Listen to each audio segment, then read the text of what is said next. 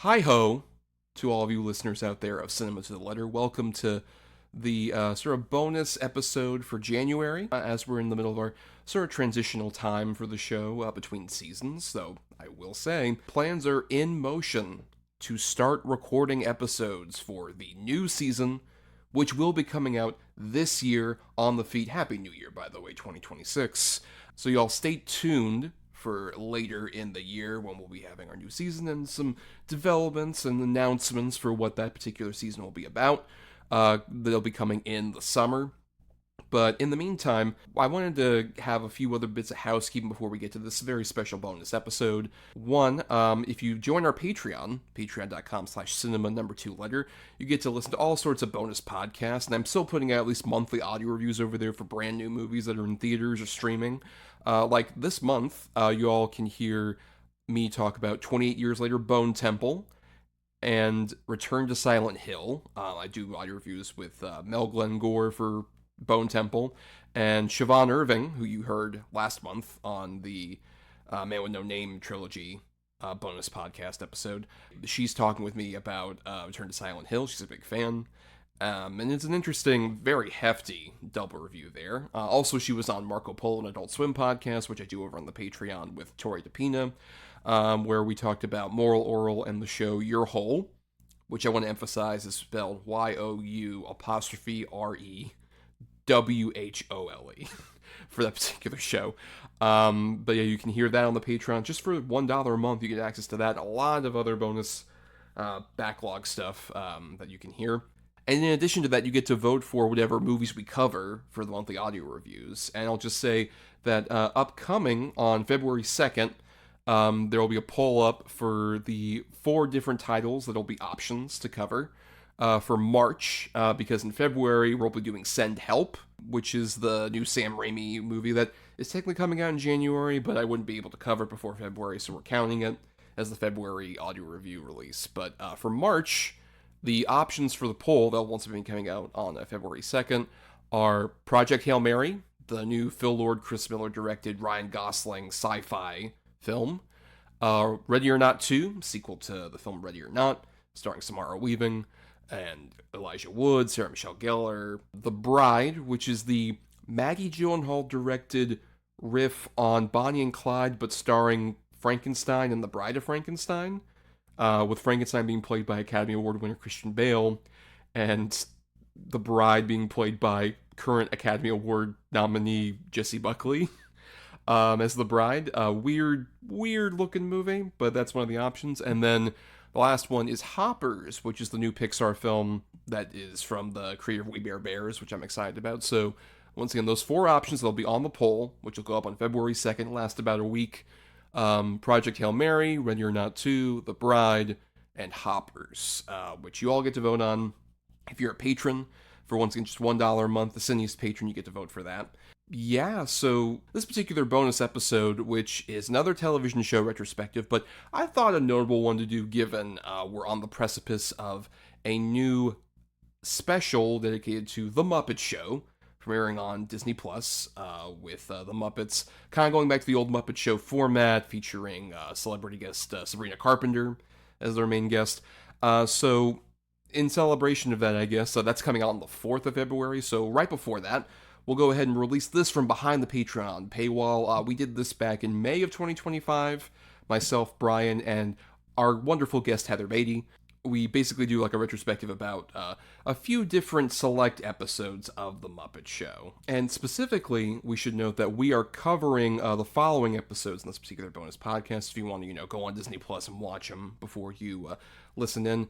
We specifically talk about the episodes Rita Moreno, Steve Martin, Elton John, Harry Belafonte, Alice Cooper, Liza Minelli, Star Wars, and Joan Baez. So those 8 episodes we cover in detail, but we cover a lot of the various different aspects of this particular show, this retrospective that was done in honor of the 70th anniversary of the Muppets last year, but, with this new special coming out, we wanted to give it out to all of the people who, love Muppets and even don't love Muppets alike. But now here is that bonus podcast for y'all to hear, unleashed from behind the Patreon paywall. Let's see. I have this checklist right here based on the clock for the show. Let's see. Okay, so let's see. Is it time to play the music? Yes. Light the lights. Meet the Muppets. Hi ho. Yeah. Put on makeup. Yeah. Dress up right. Yes. Raise the curtain. Yeah. So should we get things started? Yeah. Why don't you get things started? It's time to get things started. Thank you, and welcome again to the Muppet Show. Introducing the original, the best of the Muppet Show, now on home video. Call this toll-free number now, and we'll send your first Muppets video. Use your credit card, and we'll throw in a second video. More Muppet Mania, featuring your favorite stars. Doesn't look like a princess to me. Watch it, hardware. That's 2 complete uncut Muppet videos for only $19.99. But that's not all. Call within the next 10 minutes, and we'll cut the price in half. We'll send you 2 hilarious videos for only $9.99. Trust me. Then preview other great Muppets videos. Keep only those you want, cancel anytime. The best of the Muppet Show is not available in stores, so call now. Call 1-800-854-1414 to order the best of the Muppet Show for only $9.99.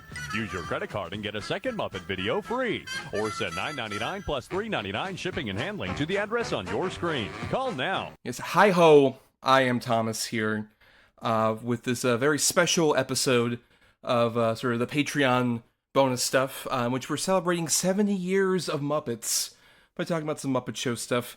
Bryan, what is our dynamic? Which Muppets are we? This is a big thing to start with already.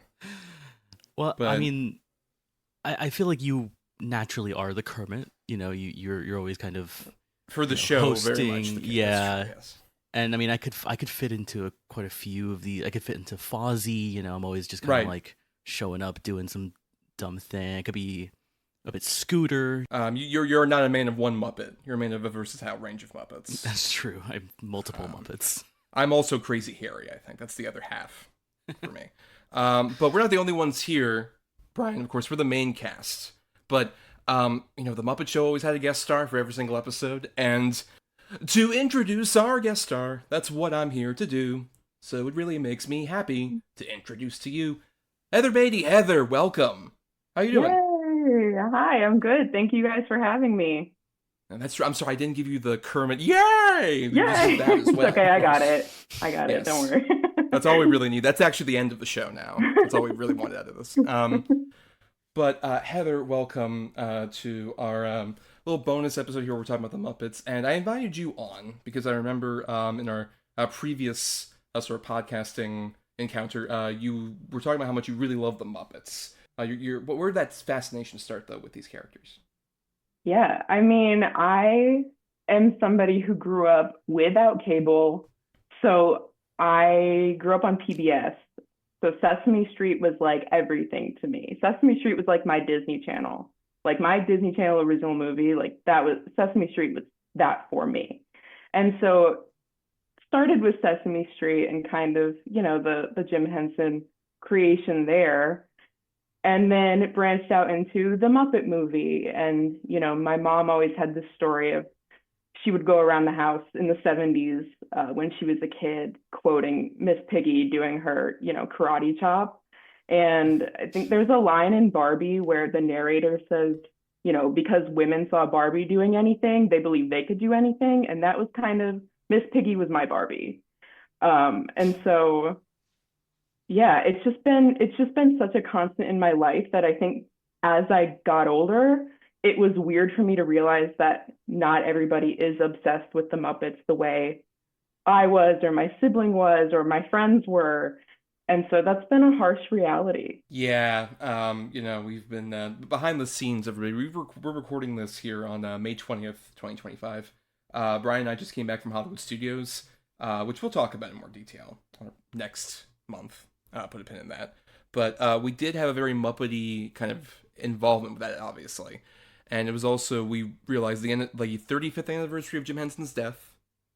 And near the closing of Muppet Vision 3D over there, which is the last thing he worked on. And it's just an interesting kind of factor of, I also had a deep connection with the Muppets. And Sesame Street, definitely, that's where it started. I remember, really loving Sesame Street, obviously. I think a lot of children did. But I remember specifically with the Muppets, kind of graduating up to them after seeing some old stuff with Kermit involved in Sesame Street. And then getting into like the movies, the Muppet movie. The Great Muppet Caper was the one I watched all the time as a kid. That was my VHS one. But I still loved like that. Or Muppet Takes Manhattan. I saw one of my earliest movies in the theater was Treasure Island. Yeah, that was mine. Muppets from Space. Yes. Yeah.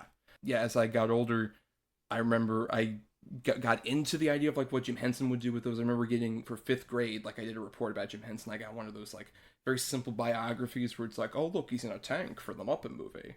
And I'm like, what?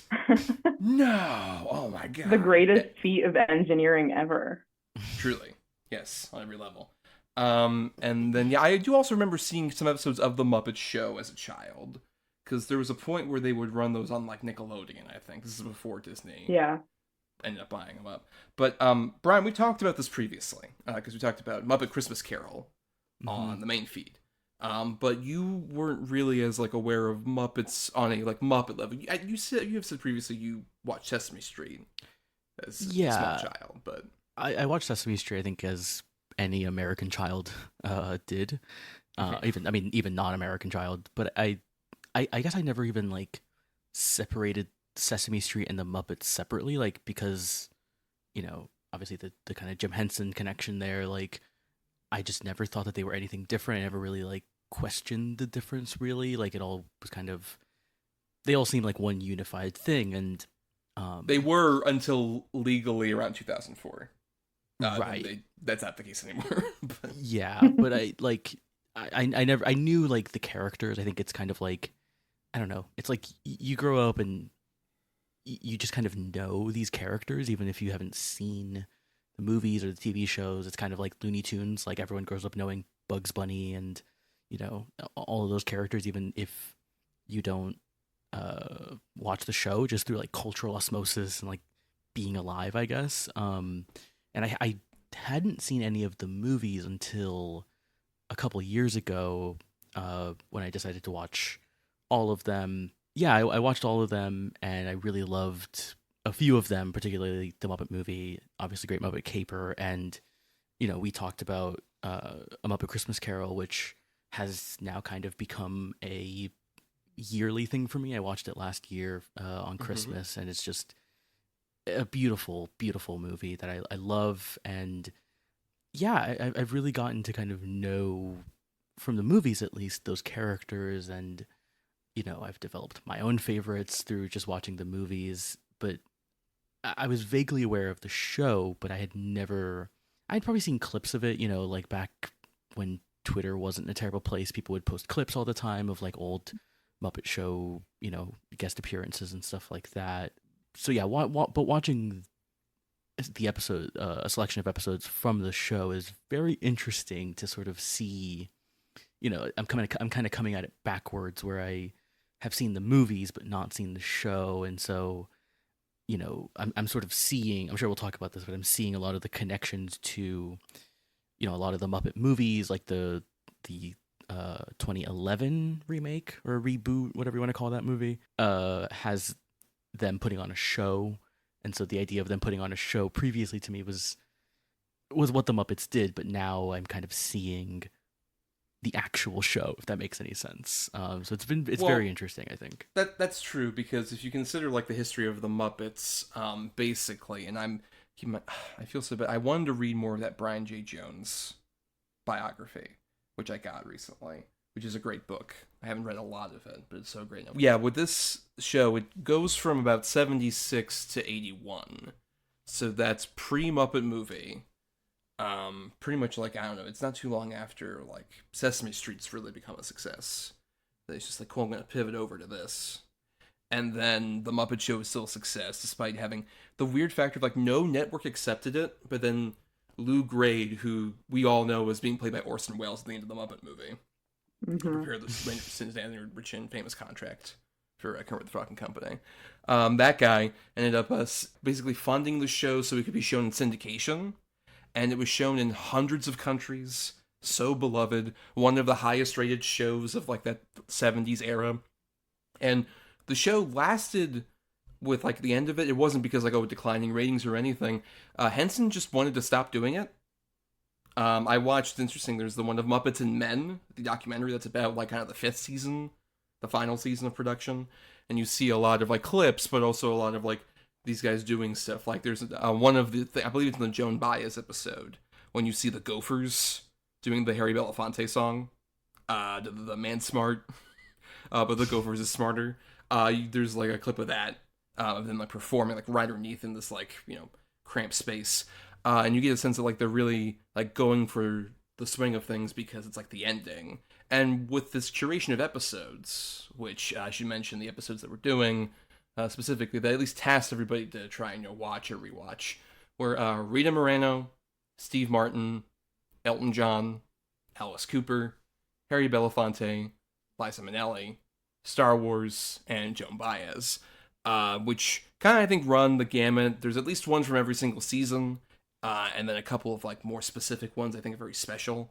But yeah, I'm curious, how did you feel about this selection of episodes overall, Heather? Yeah, I feel like these are kind of like the classics. Like I know Rita Moreno was the first like pretty successful episode in the show's run. And then even like the Liza Minnelli episode is so special. Like it's just such a strange, like beautiful piece of television that like it's so crazy that it like this is a thing that got made and that Liza is so committed to it. And even the Star Wars one is crazy because it was like right before Empire came out, and Empire and I believe Empire and the Muppet Show were filmed on the same studio lot. Frank had to just get like into a golf cart, you know, and yeah, that's a funny image of Frank Oz just being carted back and forth, trying to do Fozzie Bear and Yoda in the same day. But it is, watching them back, I was like, wow, there really are no duds. There's no moment where I was bored or I was like, oh, well, could be better. You know, even the first episode, the Rita Moreno one, where I was watching and I was like, I feel like it does get better. And then I watched the Steve Martin one and I was like, oh, wow, it really, like, they really found it, I think, at the end of the first season. And then it just takes off like a rocket ship.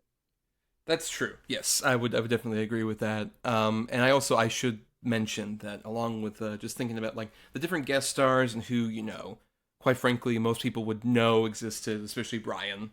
I wanted to have people who Bryan would be somewhat aware of as kind of the newbie to the Muppet Show. But I also was just trying to think of like the breadth of different personalities.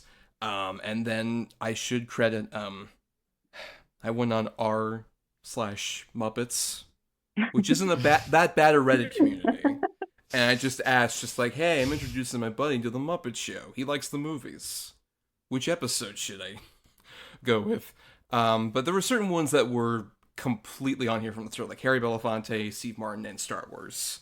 Yeah. Like, I gotta fucking have these on here. And yeah, Bryan, so how do you feel based on just the sampling as a newbie coming to this?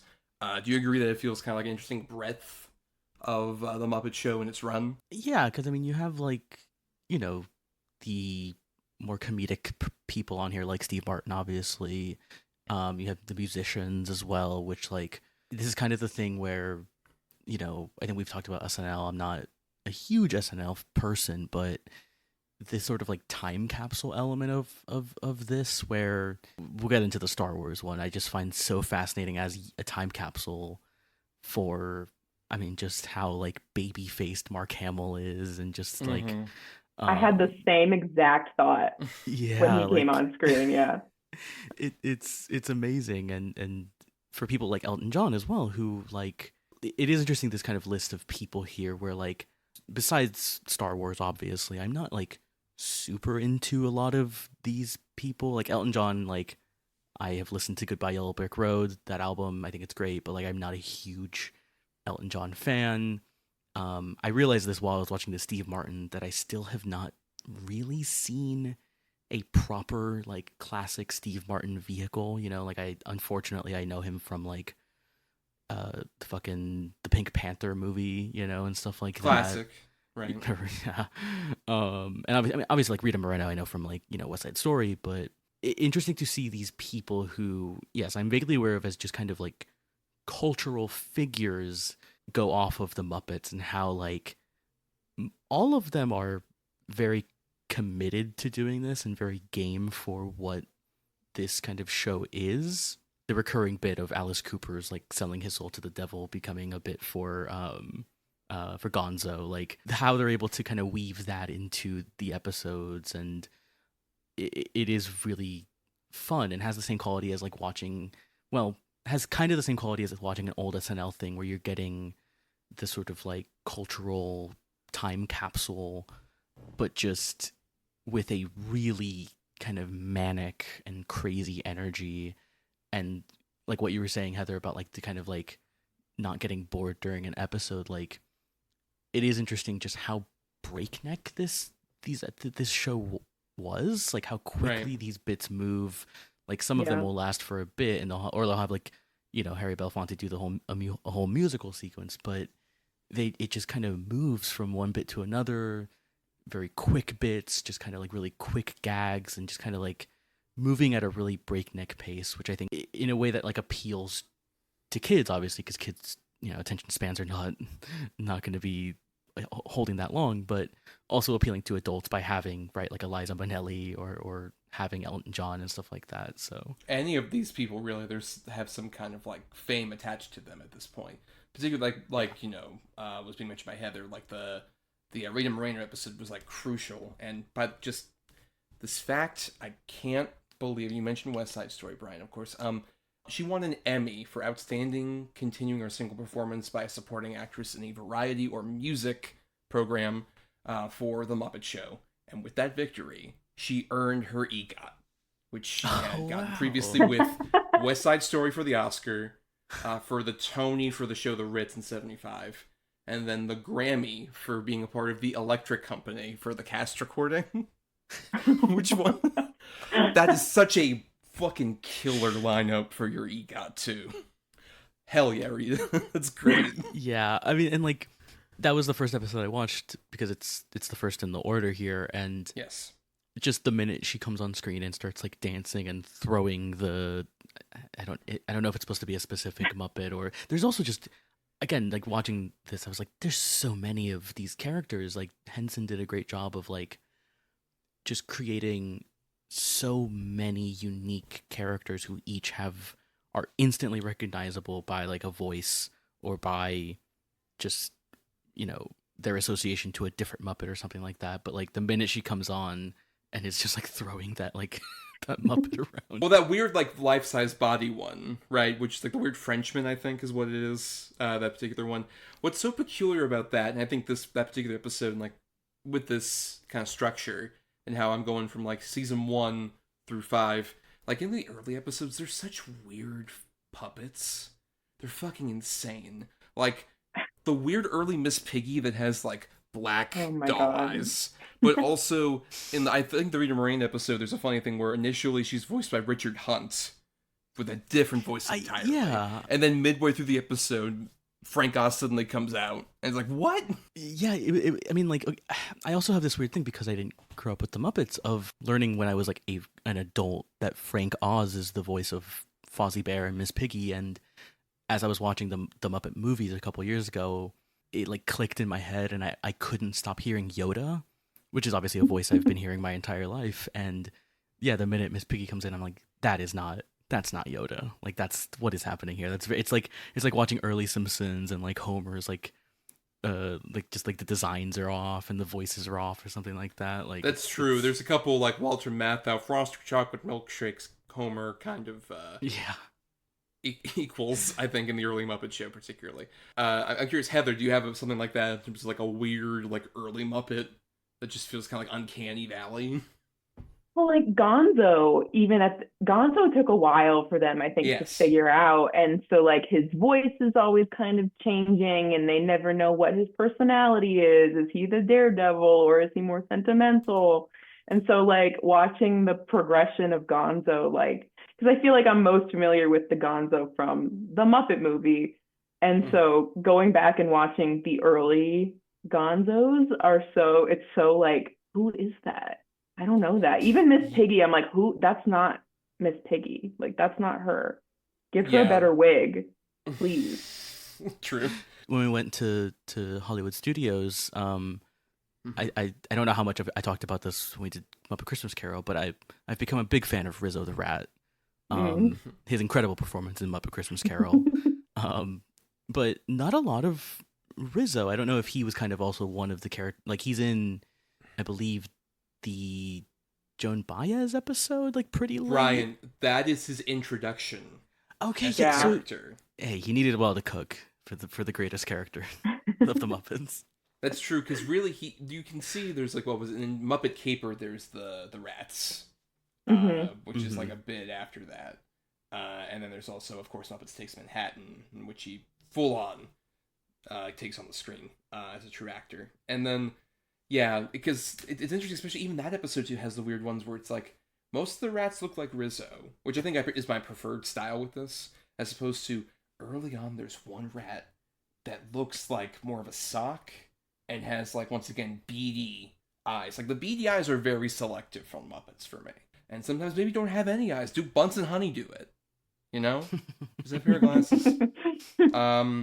We should also talk about with the structure of the Muppet Show, which I think is crucial for this, because basically it's like this. You mentioned the SNL connection, Bryan, but what I think of it more as even is like any other kind of show that's about like, oh, performers performing on stage, but then also you have like backstage stuff. Like, I get exactly why I loved something like 30 Rock, because Muppet Show was so ingrained in my DNA. So many of those characters have crucial connections. Like, Tracy Morgan at certain points in that show is just gonzo. Just literally, I'm going to do something insane that has no bearing on reality, but I'm going to do it. Watching especially this run, I just like seeing the dynamics kind of shift around, seeing who, like, I just think an underrated MVP of the Muppets is Scooter. I love Scooter so much. And in the Muppet Show, you get a better sense of, like, his kind of origin story, where he's a gopher. I don't know if it was any of these episodes, but there's an episode where it's like, oh, hey, my uncle owns the theater. The Elton John episode. Yes, the Elton John that's it. episode. He's like, oh, do you want to hear this song? And Kermit's like, no. And he's like, well, my uncle who owns the theater would love to hear this song. Right. Yes. And I just love that kind of like process where it's like, oh, it's like he got in because he's a Nepo baby. But then I love the evolution where he becomes a part of the group, and then there's the point where he performs that one song. He's practicing with his guitar, which I love.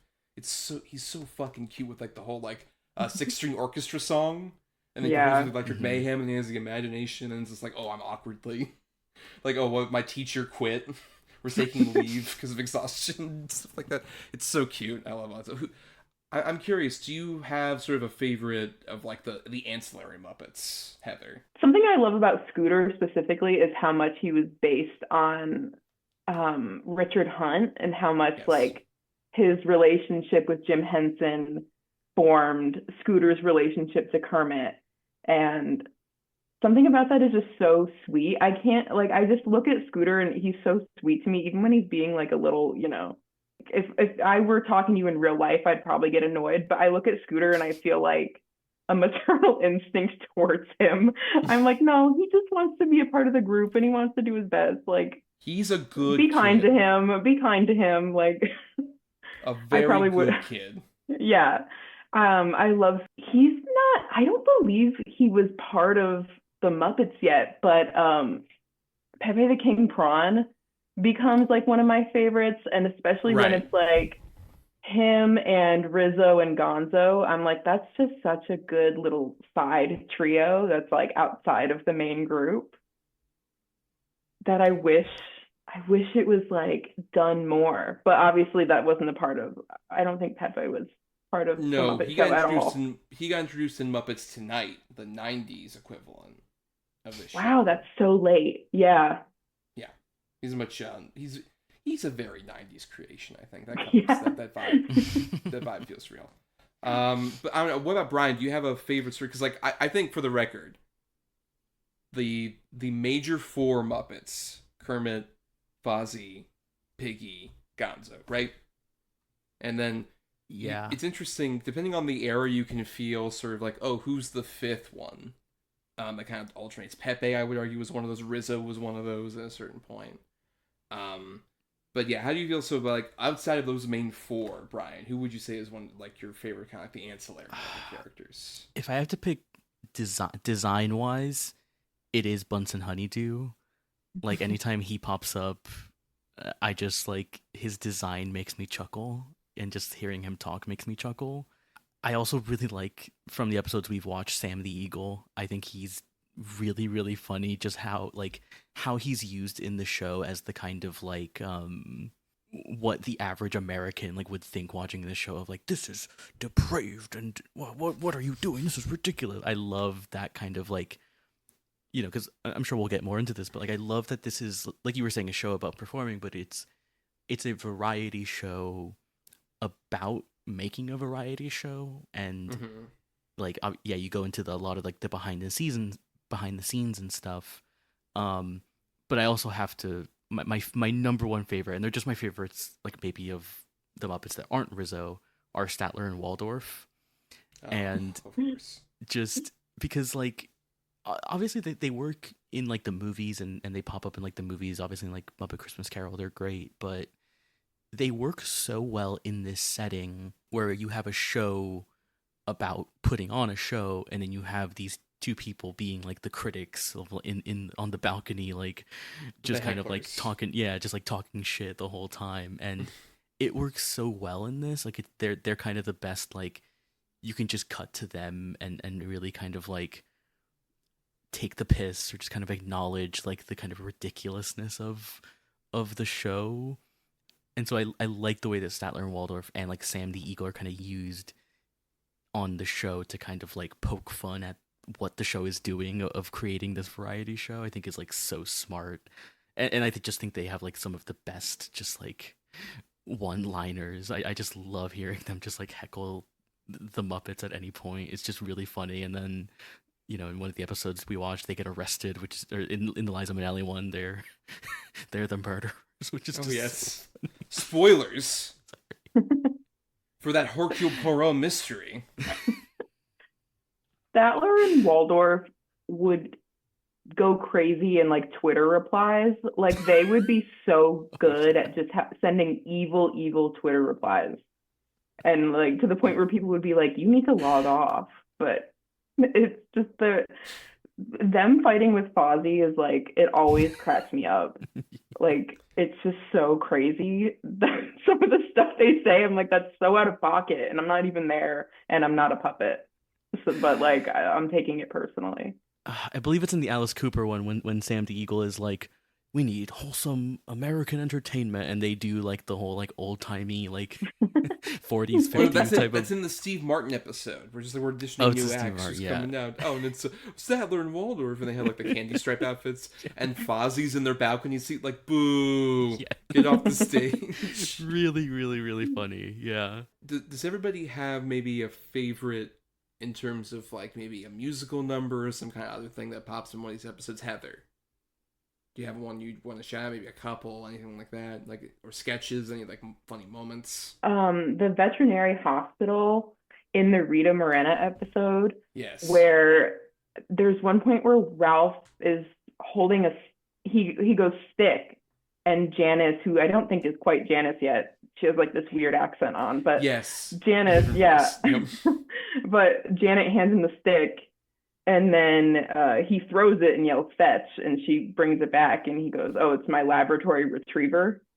And that something about that made me laugh so hard that I had to pause it and, like, really reflect on, like, wow, like, it's just so funny and, like, so effortless and so quick. It happens so fast. It's like joke.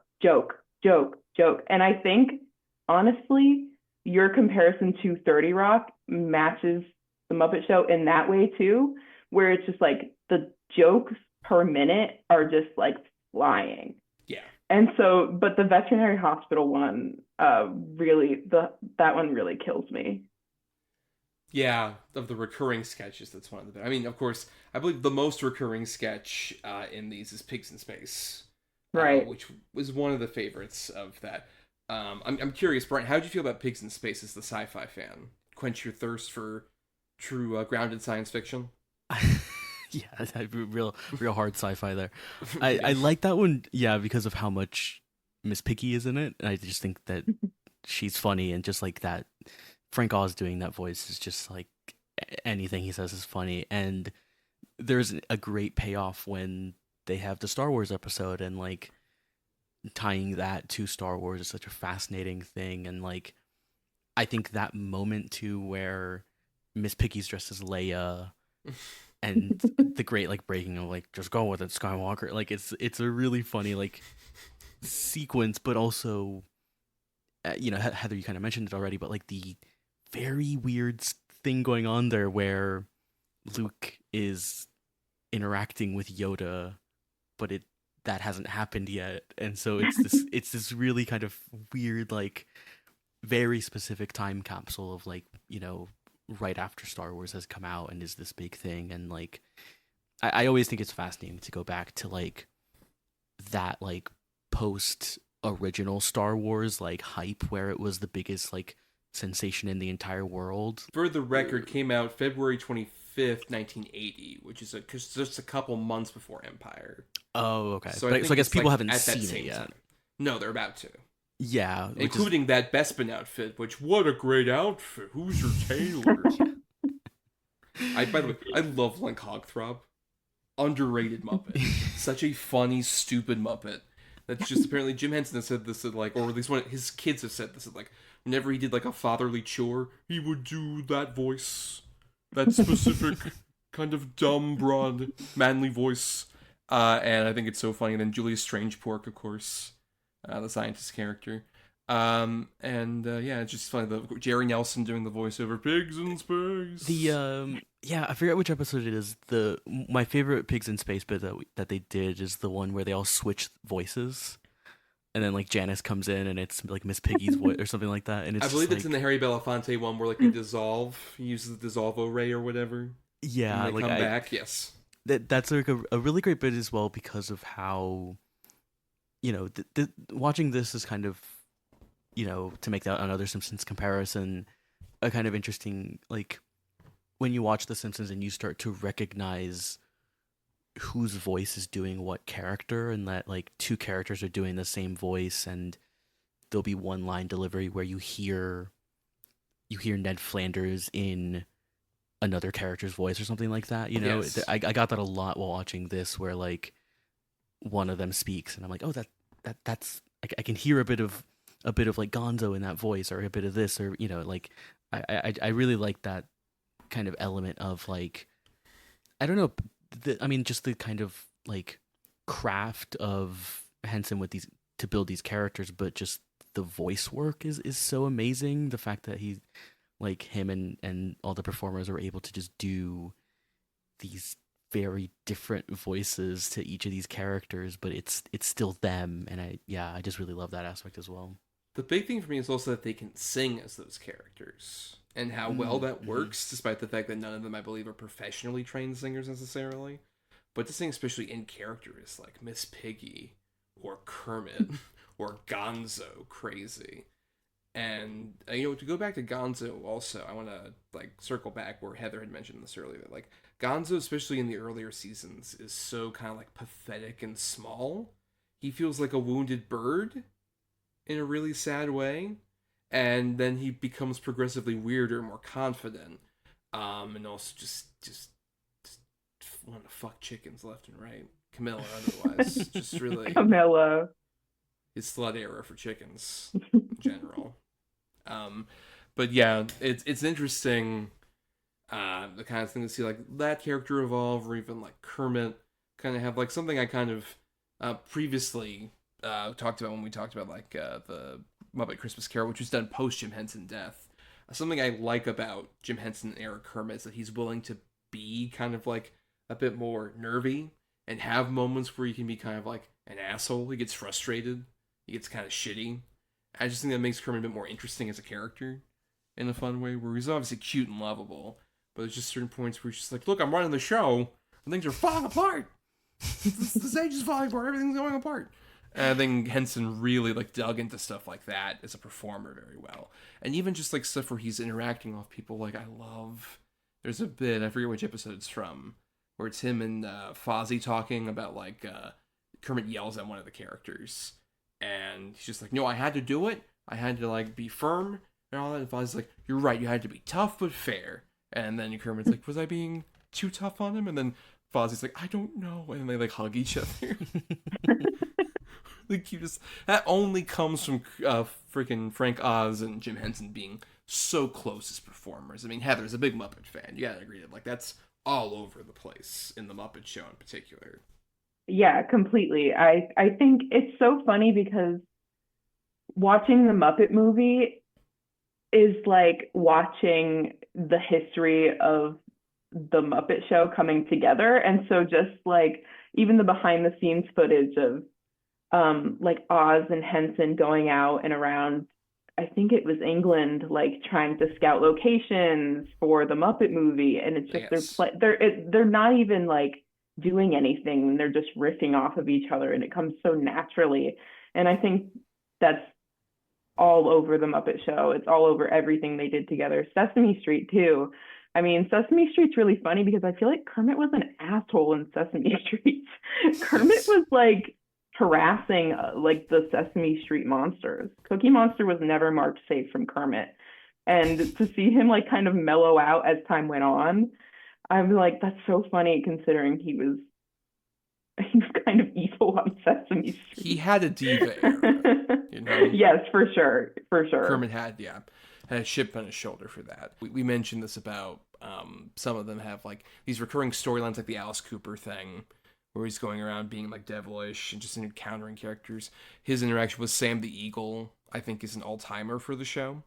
Where it's just like, oh, you are depraved and awful, and I hated all of your music, and just like, thank you, appreciate it.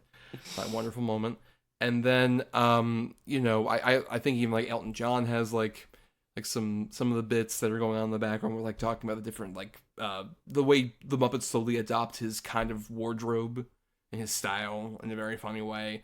Or of course Liza Minnelli, which Heather was referencing this earlier, an insane episode that like isn't like a variety show episode. It's a murder mystery play in which Kermit is trying to solve a murder. Several murders that happen. A lot of these, there's a body count in a Muppets episode, and it's this one.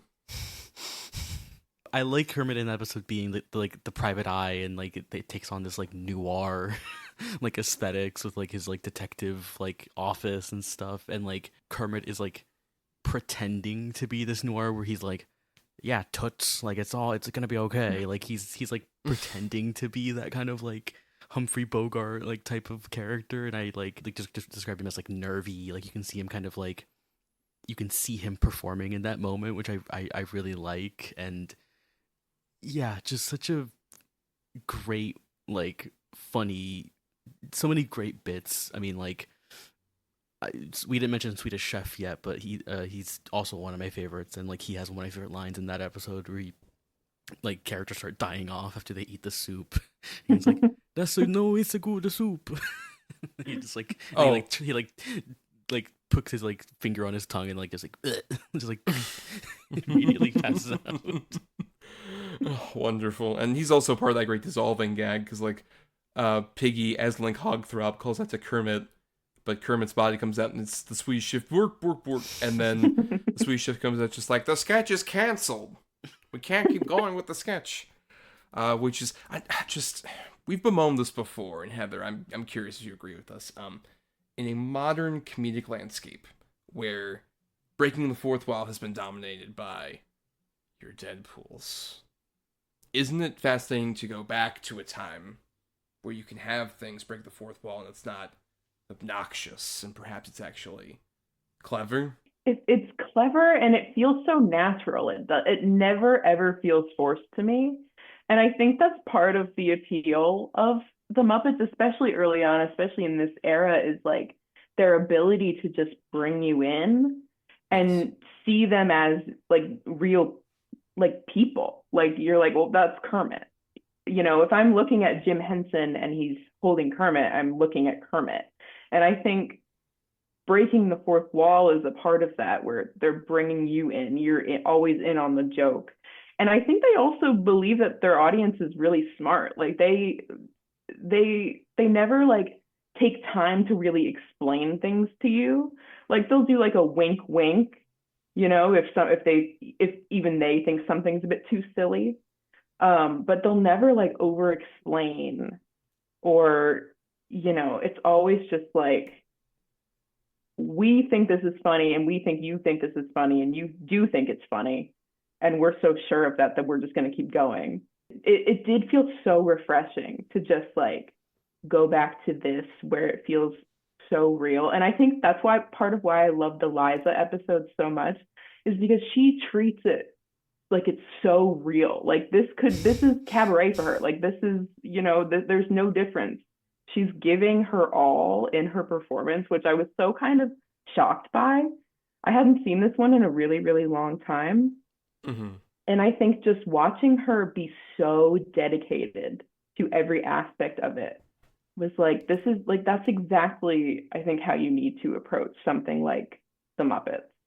The best example of that for her is the bit where she goes over to Zoot, who has the saxophone in hand, and she's trying to talk to him, but just like, oh, Zoot, you were great out there. I loved you so much, but you know, have you ever maybe tried opening up your life a bit? She's really coming on to Zoot, and like, I don't know, you're pretty, but you know, saxophone. It's like, yeah, your sax symbol. When he's like, you're too good to be a human. You should have been born a saxophone. Yes. Like that's such a crazy line, and she just plays off of it so well. And it works on her. She's so into it. She's yeah. so down. I will say, like, what you mentioned, Heather, about like the fact that they like see their audience as like very smart on this show.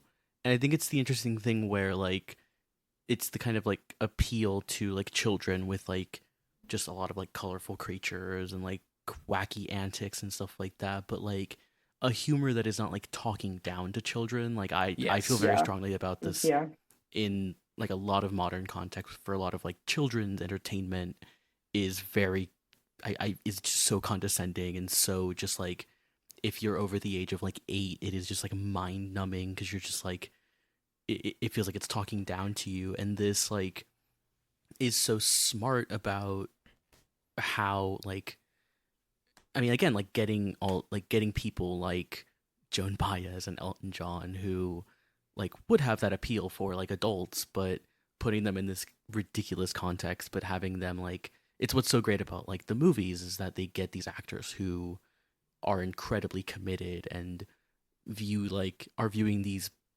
performers as performers, not as like as puppets. And yeah, it is what works like so well on this show is when like these people are treating it so seriously, and then like it allows for really funny moments, which like I always love on like SNL when like you see people start to break. Like, you see that with like Rita Moreno in the first episode when she's like at the table and like she's like starting to like break because of just like realizing how ridiculous the situation is. And she won her Emmy for the restraint she had not laughing during the fever bit with Animal. You can see it on her face the entire time. Yes, exactly. She is one single like grin away from breaking, but she commits like a champ. That won her the Emmy and made her Animal's kind of woman, as he says.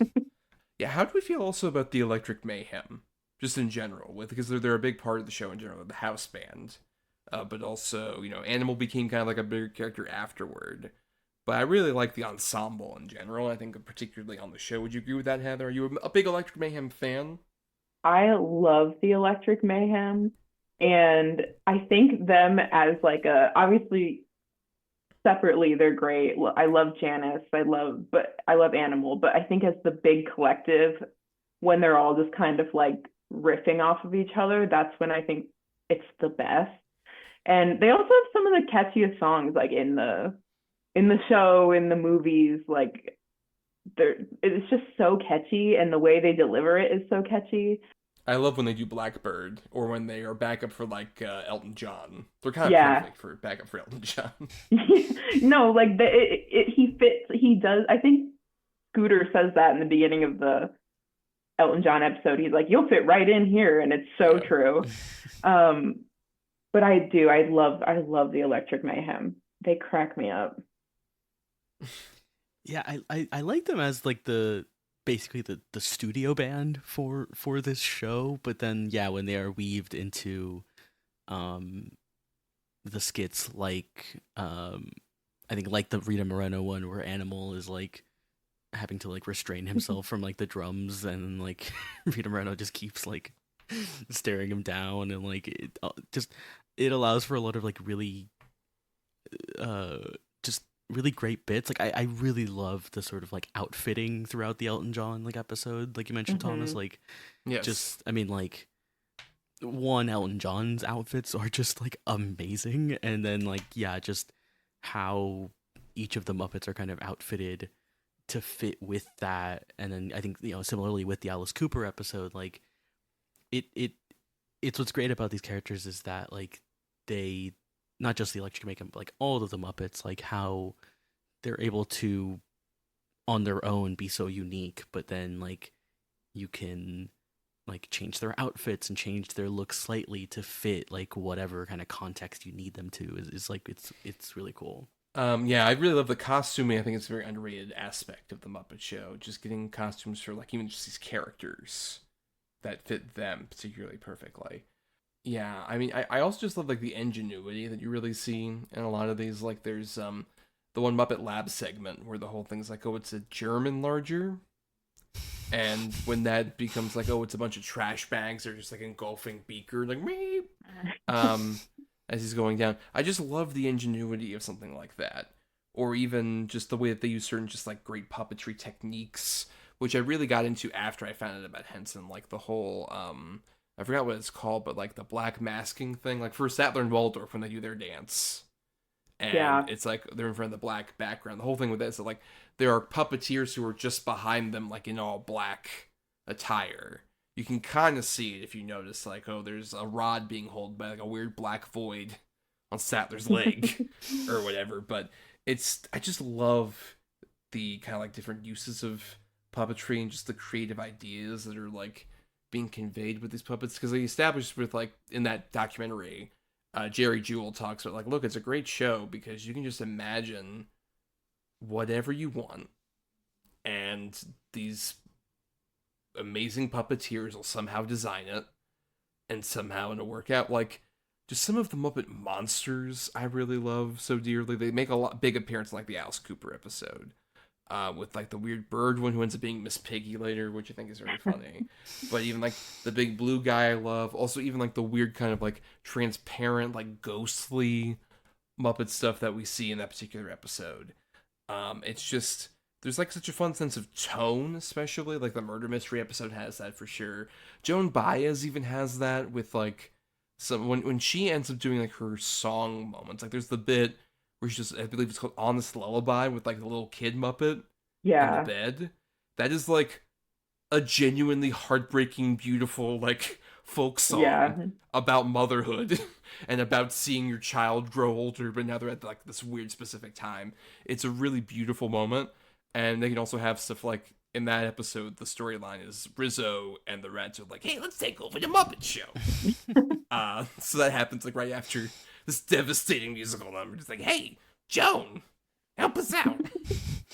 Sure. Even in that specific number, I was like, I would get so into it where I'd be like, wow, like this really is like, it's very sentimental and it's like heartbreaking. And then I'd look up and there would be like posters of John Travolta. There were like multiple posters of John Travolta, one of just John Travolta and then one of Grease. And I remember when the scene started, I went, why are there posters of John Travolta? And then like I'd get distracted by the heartbreaking, lullaby she's singing to the Muppet child that had those two scary little black eyes. And then all of a sudden I'd remember that we're in a room where John Travolta's face is like 2 inches off screen.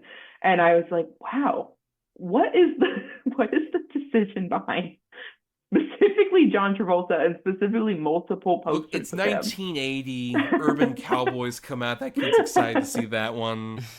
Can't wait for the Look Who's Talking movies in a decade. So excited. That was such a weird choice fucking seeing that. Just certain pop culture references are interesting. That's what's so interesting about like the Muppet Show in general, is that it feels like so out of a different time. But even like when you have kind of like cheesier, loungier things, there's also like a weird tragedy. Like the Copacabana number in the Liza Minelli episode, which feels kind of isolated. There's like a weird tragedy to that one about like Liza's character as like the lead of, I didn't really realize that Copacabana was such a tragic song until you see it acted out in front of you. It's just like, oh yeah, she fell in love with a singer, and then she got hit on by like a rich guy, and the rich guy ended up killing the singer who was her love, and she ended up becoming a tragic, lonely spinster club singer, a dancer or whatever. It's so interesting. But you can have those kind of like big tonal moments like that, and still keep going from there. Would you have an example of that from like one of the other episodes that really interested you, Bryan? Maybe just like a weird like tonal moment that like stuck out.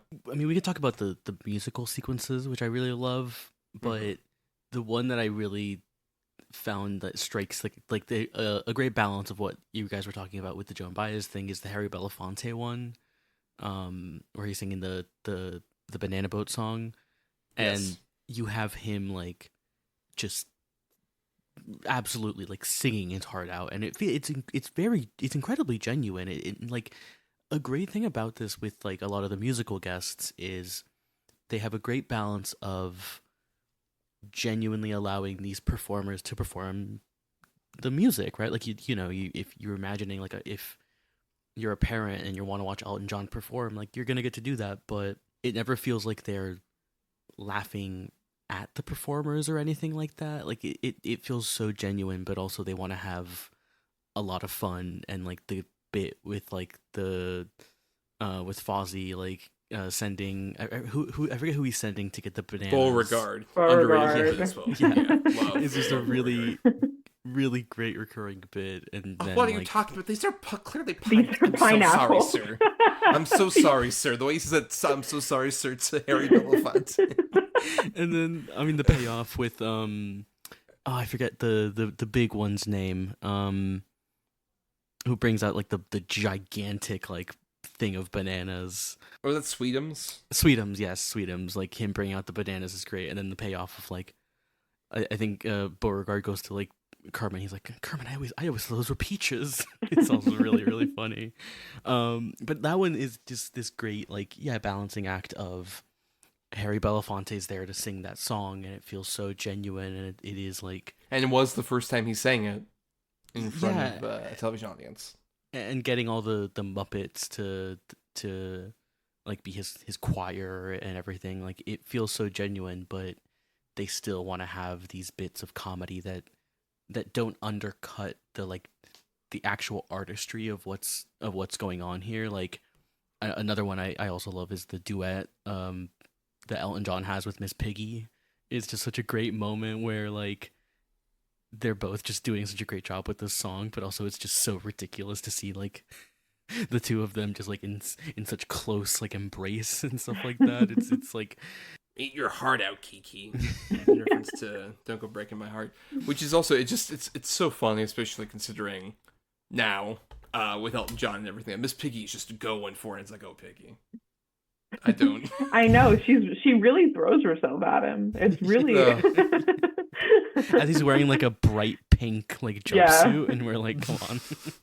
Miss Piggy would be such a good beard though. Like she would be so good at it. She's classic. Like that's true, but I also believe she has no gaydar to any degree. No, none whatsoever. Yes. Right. She has no idea she's a beard, but like we know, and that's what makes it funny. General twist, like something we haven't really talked about is the opening theme song. Everyone kind of knows like it's time to play the music, time to light the lights, all that stuff. But I love that you can see throughout these episodes in particular like the different variations on the opening, like to introduce my guest star thing that Kermit does that I did at the top, only in season 1. It doesn't show up again. But then other stuff like the "Why Don't You Get Things Started" that comes up like kind of in season 3 or so. All these other elements that are just like so interesting, or even like other weird stuff like the cold opens being different. Like, of course, mostly it's Scooter, like 15 seconds to Kurt and Steve or whoever. But then there's other stuff like the pops in season 5 with like Joan Baez, just like, oh yeah, we got Joan Baez, you biased, and all that joke. But yeah, it's interesting. How did you feel about the variations on kind of like the greeting, the opening, especially Bryan, as somebody who's like a big Simpsons fan? We've talked about the Simpsons many times. How did you feel about this show's version of like the chalkboard gag or the couch gags? Yeah, at the opening. I think it goes to show the like artistry of the like puppeteering, and I feel like that's something that like as I'm used to just like seeing the Muppets as like Heather, like what you were saying, like that's just Kermit. That's not, he's not being controlled by like a hand. He's a real talking frog on the screen there, and I think those intros are really great at kind of highlighting like, or at least the, like introduction of it. I love the cold opens, especially because, in particular, like the Alice Cooper one where he's got like all the different like monsters. He's like, Scooter's like, those aren't Muppets. He's like, I know, they're mine. I brought them. Like, I really like that stuff, and it like, yeah, it just kind of shows the like artistry of like the puppeteers and how like insane it must, like, again, like it's one of these things like animation for me where like I understand how it's done. Like I can watch like behind the scenes stuff and I understand how it works, but when I'm like actually watching it happen, it might as well be like magic to me. Bryan, consider any set on the show has to be built at least 5 feet above the ground. Yeah, and like again, I'm always I thought about this with the movies as well, as you know, of just how you get real actors, whether it be Michael Caine or Orson Welles or whoever, to interact with these like Muppets, like, is so insane to me. But what I also love about like the intro is, again, the kind of like the thing that a lot of the movies are about, which is like the Muppets having to put on a show. And it's what I really like about the 2011 movie is like just that whole idea of them putting on a show. And with this, again, like the fact that the show, like so much of it is Kermit, being like stressed out about like the acts or whatever. And well, you can see also with the end of the Muppets 2011, the kind of the ending telethon is very much trying to ape on a lot of the twists and turns of the Muppet Show. I think the best of those in the Muppets is the Barbershop Quartet doing Nirvana. And Jack Black is like, "Oh, you're ruining the song." Yeah, and like I mean, I love the kind of Steve Martin episode being like a like, oh, the show is canceled. We're not actually doing the show. We're supposed to audition acts today, and Steve just comes out with the fucking the shower cap, just like, oh, Kermit. Well, I'm just sitting here backstage feeling like a dope. Oh God. Now, Bryan, okay, you were judging me when I told everybody at the end of the last Patreon monthly thing about like, hey, we're gonna do the Steve Martin episode. And you're like, I don't know, a bit of bias for Thomas being I have talked about being a fan of Steve Martin all my life, but that episode in particular is incredibly interesting because of what you're talking about, the context of it. Even very notable, most of these episodes have a laugh track, except for the the one for Steve Martin, which has just like the other Muppet puppeteers actually like laughing at what's going on. Yeah, I like also them being in the audience. Like they cut to like the audience watching Steve Martin perform his like the juggling or the rambling man or anything like that. Like that is like really great. And like we were talking early on about the kind of like the variety of people, right? Like you have like the musicians, you have like, but having someone like Steve Martin here is like the perfect person you would want. Well, like almost like I would want, I don't know, like if like Marlon Brando or someone like, you know, like a really like serious like theater actor like went on, like that would be funny. But like getting a comedian to do this kind of show is like kind of perfect, and like just the perfect amount, like just the kind of like growing respect that the Muppets have for Steve Martin as a comedian, because they're also comedians, they're performers. Like is so like lovely throughout that episode, and like just I could perform for the guys. Yeah. yeah, it's a really great like way to sort of do that episode and like have some variety, have some fun with it, and also again like play on the fact that like this is a show about putting on a show. Right, but Bryan, okay, I need to talk about, you mentioned Marlon Brando. Side, like a small tangent. So, one, there is a Marlon Brando connection with this in that Joan Baez does the great Marlon Brando in the Yes. Godfather impression. Putting the cotton swabs in her cheeks, very funny. But the closest we got to that is Marlon Brando. One of his last films was a film called The Score, starring him and Edward Norton and Robert De Niro. That movie was directed by Frank Oz, and very notably, as shockingly, you might be weirded out to find this out, that Marlon Brando was very difficult and ornery, especially during his later years. So he refused to take direction from Frank Oz and kept calling him Miss Piggy. I really hope Frank Oz like directed him in the Miss Piggy voice, like after he said that. What's very funny though is he actually kind of did a puppeteering thing, but it was more about like, okay, fine, you won't take direction from me, and then he would go off stage, and then he had an earpiece in for Robert De Niro, and he'd basically deliver his direction through Robert De Niro, and Robert De Niro would be like, "Hey Marlon, why don't you do it like this?" Okay. That apparently happened. Interesting stuff.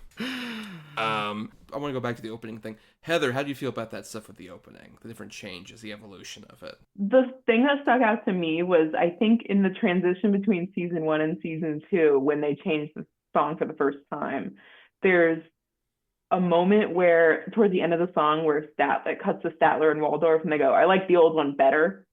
And it's just so classic them, but like throwing that in your opening to be like, it's like we're beating you to the punch. Like you can't come in now and say like, "Oh, change the theme song back," because we already said it and we're not doing it. We're just going to keep changing it. I think it goes back to the like just knowing or trusting your audience to be smart and to understand things, and like kind of we're going to beat you to the punch.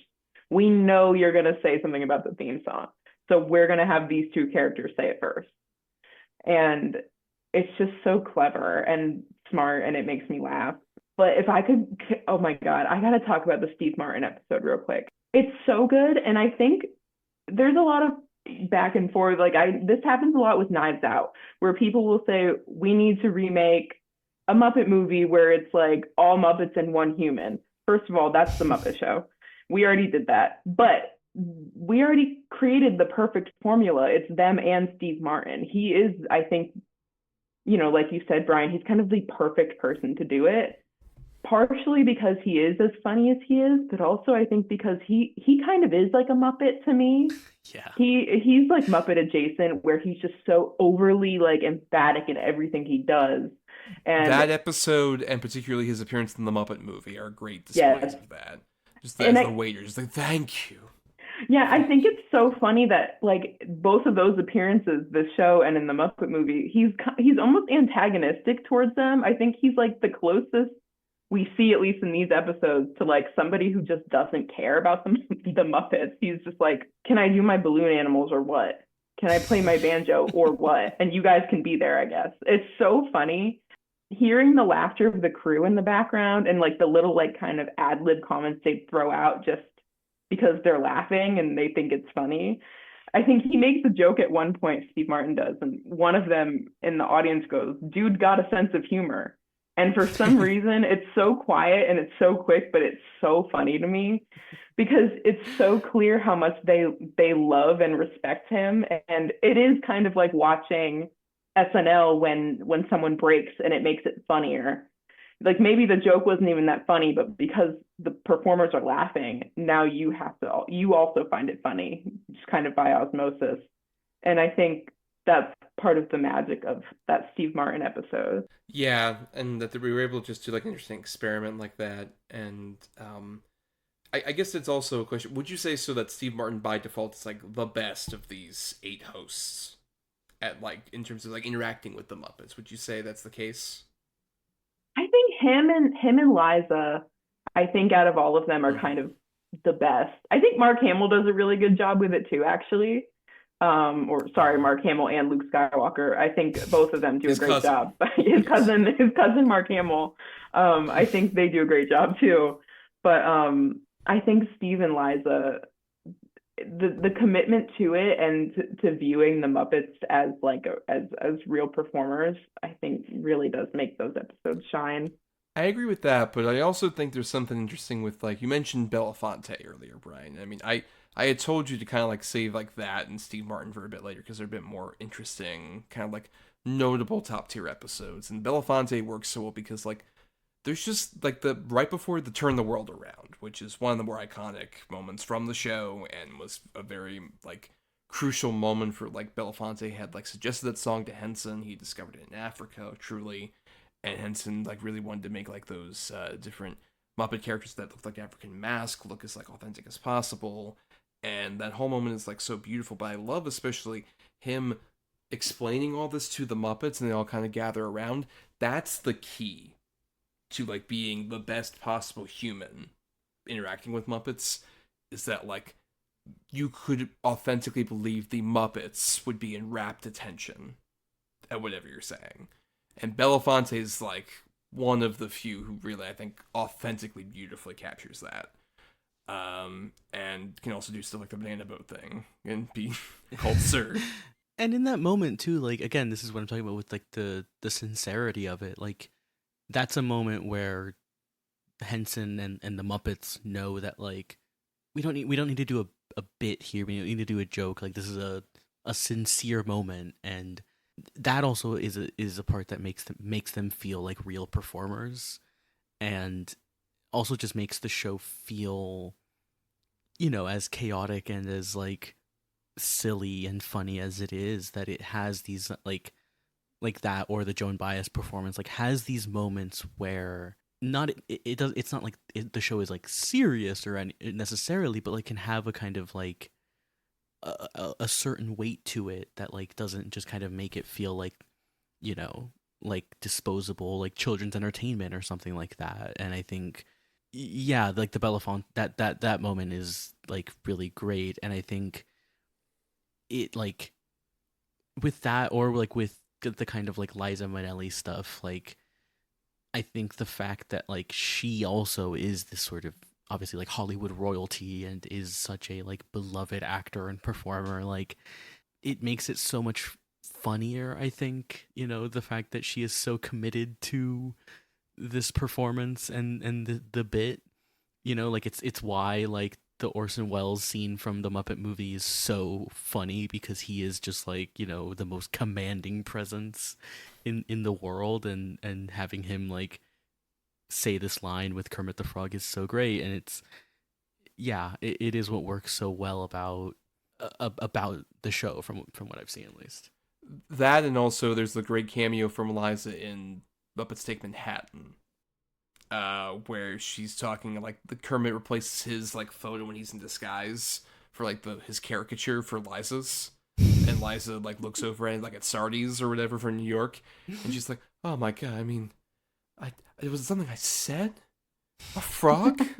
Really?" Great moment, underrated moment. But yeah, I think that's why she works here. Like, especially the musical number that she has with Kermit, I think is very sweet. I think it's like it's a quiet thing. We're like going back and forth, and then even after the the resolve of the mystery, and we find out the Sadler and Waldorf and everything, her doing like everything's coming up roses, just going full on like that. Love it for Liza. But yeah, I mean, even the anarchic spirit with somebody like Alice Cooper, doing like the school's out. But having at the same time, I love in the middle of that Alice Cooper episode, there's the bit where it's just like, oh, can we have something decent on here with Sam the Eagle? Yes. And then it cuts over to Robin the Frog doing Somewhere Over the Rainbow, and it's the most beautiful, cute thing ever. Love that. Robin is such a... I believe the Muppet Show was when they finally gave him a name, like when they finally made him Robin and gave him a backstory of being Kermit's nephew. And then just like him popping up, he'd occasionally pop up and just do these like oh my God, like it breaks my heart. The Over the Rainbow, it did in the moment make me feel the way that like every time I watch Rainbow Connection in the Muppet movie, I go, I'm not going to make it through this without crying at least a little bit. Like I just have to resign myself to that fact. And I think just throwing the Over the Rainbow in there in the middle of the Alice Cooper episode where, you know, even it's so weird that even the Muppets are like, geez, like it wasn't like this when Julie Andrews was here, which I think is so funny. But then just throwing that right in the middle is like, they really do, I think later on, figure out how to balance the weightier moments with like, you know, something like Pigs in Space when they all become outlines, you know, or even like the simplest possible running gag ever, I think, on the show, Muppet Newsroom. Yeah. Where, you know, they have the guy coming just like, Muppet News Flash, it appears that the sheep are going feral, and then all the sheep attack that guy. Or like something falls on him or whatever. It's Yeah, the like simplest, dumbest running bit.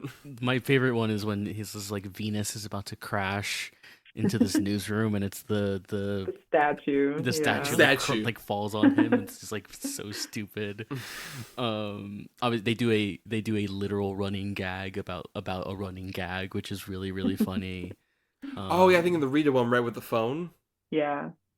That one, and also is it the same one? The one that's anytime Fozzie answers the phone, like water squirts out. Water, like, it's the water department, or the smoke, the fire like department, or the white smoke, and it's like, oh, it was the Pope officially announced. Is that how we found out from Fozzie? Yeah, and then it's a running gag, and it's like, how do we stop this running gag? And Animal destroys the phone. I also another one I just love that like I think of randomly is when Swedish Chef is just like chasing the chicken. And then, like, it cuts to the very, very end with Statler and Waldorf, and they, like, say something, and then Swedish Chef is there chasing the chicken around them. It's just like... Oh, and it also invades the swine trek for Victor's face. Yes. It is, it just the kind of, like, chaos of it all is also really impressive, I think, in a way, because, like, in the Alice Cooper episode, like, there's the, like...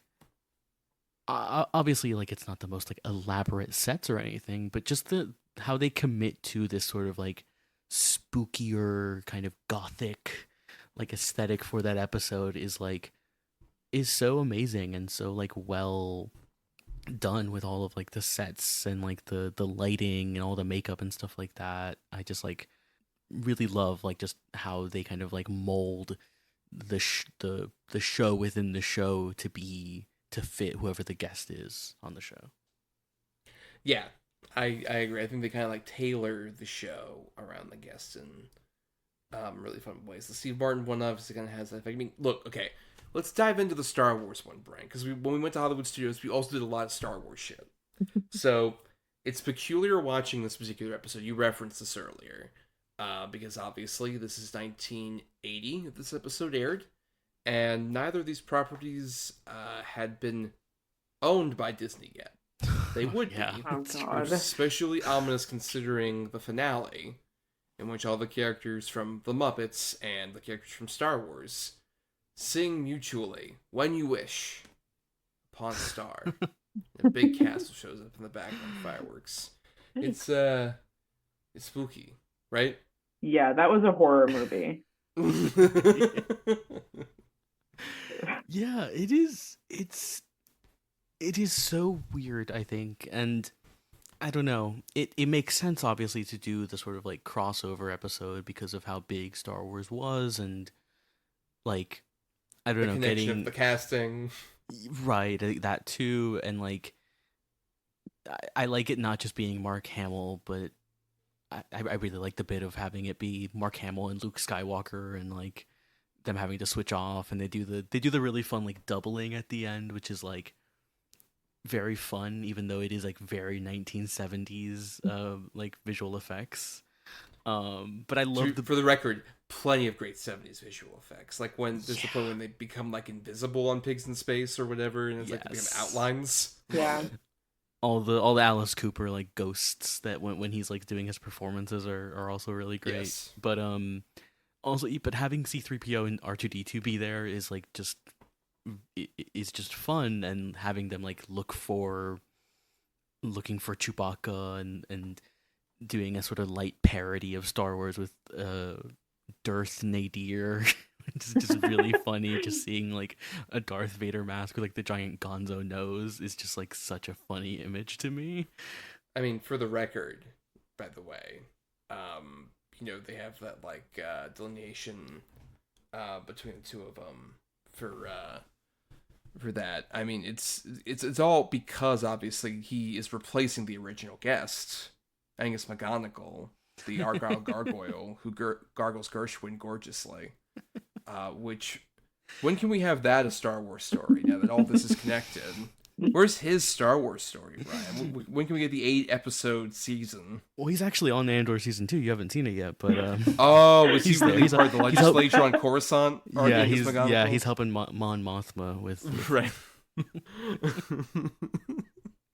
That is really great. Like at the end when like they have like Darth Nadir or whatever, and like he stops Chewbacca with like with his like singing. It's just like it is just really, really funny and so ridiculous. Yeah. And by the way, that is, I believe, Anthony Daniels playing C-3PO. It might shock you that he will insist on always being in that suit no matter what. I think maybe Kenny Baker's in R2-D2, I'm not sure, but Peter Mayhew is playing Chewbacca. And they all dance near the end. Yeah. And I love that C-3PO just like, a good thing I once watched a Fred Astaire film. Yeah, I feel like this episode has weird implications for the Star Wars canon. Because does that mean Fred Astaire exists in Star Wars? Like, I did look this up. According to Wikipedia, there is a comic book that was released by like Disney that explains apparently in canon how Luke Skywalker arrived on the Muppet Show. I'm not sure if it's Legends or not.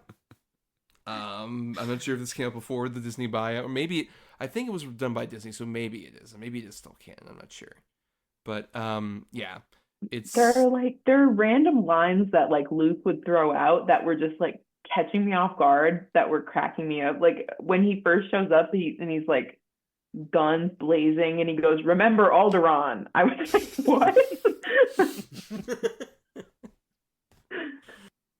There's like that, and he like runs up the stairs and is like, "Death to the Empire," and it's just like really, really funny for some reason.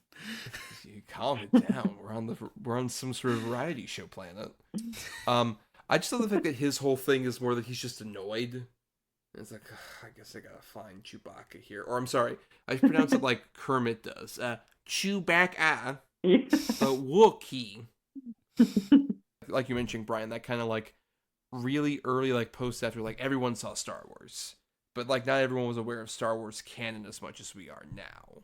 Yeah. On any of this, which is very, funny. The Bespin outfit, and there's just a question like, so is this Luke Skywalker in his Bespin outfit, but does he have the hand that's like robotic or not yet? Is this post Empire or not? Yeah, there's also a moment with Darth Nadir, where they're like, find out who's behind the mask, and I was like, oh my god. Yeah. It is like kind of watching this back, I was like, oh my god. Like some of it is so blatant and like in your face that like obviously people watching it in the moment wouldn't know, but like watching it back in this day and age, I was like, Jesus. I mean, it is that sort of like very weird time capsule thing of like watching an old SNL episode, and like it is like the very specific time that an actor or performer is in, and like this just being like Star Wars, which is like at the beginning of it becoming like the biggest franchise to ever exist, possibly. Like is just so fascinating to watch. Right. Also interesting, given this is right after the Muppet Show starts, right after he stops doing the SNL stuff, as we saw depicted in Jason Reitman's crucial film about comedy and time, Saturday Night, where he was played by Nicholas Braun so well. Jesus. And what a wonderful, respectful portrayal of Jim Henson, who everyone in this movie is like, man, this guy's a dweeb. Even though the whole movie is like hey, let's put on a show because we're a bunch of weirdos. Fuck you. Don't do that and be an asshole to Jim Henson. Dicks. But yeah, anyway. I'm curious. So, Bryan, when we talked about A Muppet Christmas Carol, we were obviously talking about a Steve Whitmire era Kermit. Though there are some interesting foreshadowing moments where you can see, like, there's a bit where when they're auditioning different talents for the Steve Martin episode, and they do the MC, and it's a lizard guy. And it's very clearly Steve Whitmire doing not too far off from his eventual Kermit voice as like this Kermit replacement, which is just interesting. But how do you feel about obviously the Henson version here of Kermit? I mean, I don't mind. Yeah, the Steve Whitmire, or I think is it who does it in Muppet, like the later ones, like Muppet Most Wanted. That's Steve Whitmire in the movies. But he hasn't done it in about a decade, and now it's this guy named Matt Vogel who played Constantine. Yes, right. Like I don't mind Steve Whitmire. I think he does a pretty good job, especially like in the later ones. But there is something about the Henson Kermit voice that is like, it's perfect in that like. It is just him doing like a funny voice. I don't know I don't know how to describe it, but like you can, again, like what I like a lot about like Henson is that you can see a lot of like the artistry that he's putting into like obviously the performance of the Muppets, but also just in the voice specifically. I think like just his specific cadence, especially when he goes like crazy, when he's like, "Rah!" Like there's something so specific about Henson doing it that I don't know. It is like kind of what Kermit like is supposed to sound like in my head. Not that I no disrespect to Steve Whitmire or anyone else, but like it is just like so perfect the way that he does it. And I also just love, like you guys were talking about, the way that Kermit is handled, where he is like the leader, the host of the show, but has this kind of nervous energy and like kind of loses it sometimes when he has to like kick people off stage, like get out of here, you. I really love that energy for him, and just the like, I don't know, the performance of Kermit is so. It's so amazing how like expressive and like unique he is as a character, even though like his design is so simple, of like he is just a sock puppet basically, but just like with a few embellishments, and yet like he is so expressive and unique, and like there's so much like personality that comes across from him. And Henson, like, yeah, does like such an amazing job at that, I think. Yeah, Heather, as a big Muppets person, this is often a discussion, a controversy. Yeah. Discourse about Muppet changing voices. What is your statement on the matter? I think because of the simplicity of Kermit's design, I think it makes a lot of people think they could do Kermit. And I think that's just not true. I watched Jim Henson do it, and I'm like, that is Kermit in, I think, his purest form. And I think that's probably because, especially in the later years, Kermit was almost like Jim Henson's self-insert character for a while. Like he was the leader of the group. He was kind of neurotic, but for a while, that was Jim Henson using Kermit as a way to like yell and get frustration out and like get that energy out. And so I think because the two are so closely linked, I think Jim Henson just knew Kermit so well. And so like, for me, there will there is no other Kermit than Jim Henson, but I do like Steve Whitmire. I think Matt Vogel's fine. It's just really weird that the guy who you got to play Constantine is your guy to do Kermit. It's weird.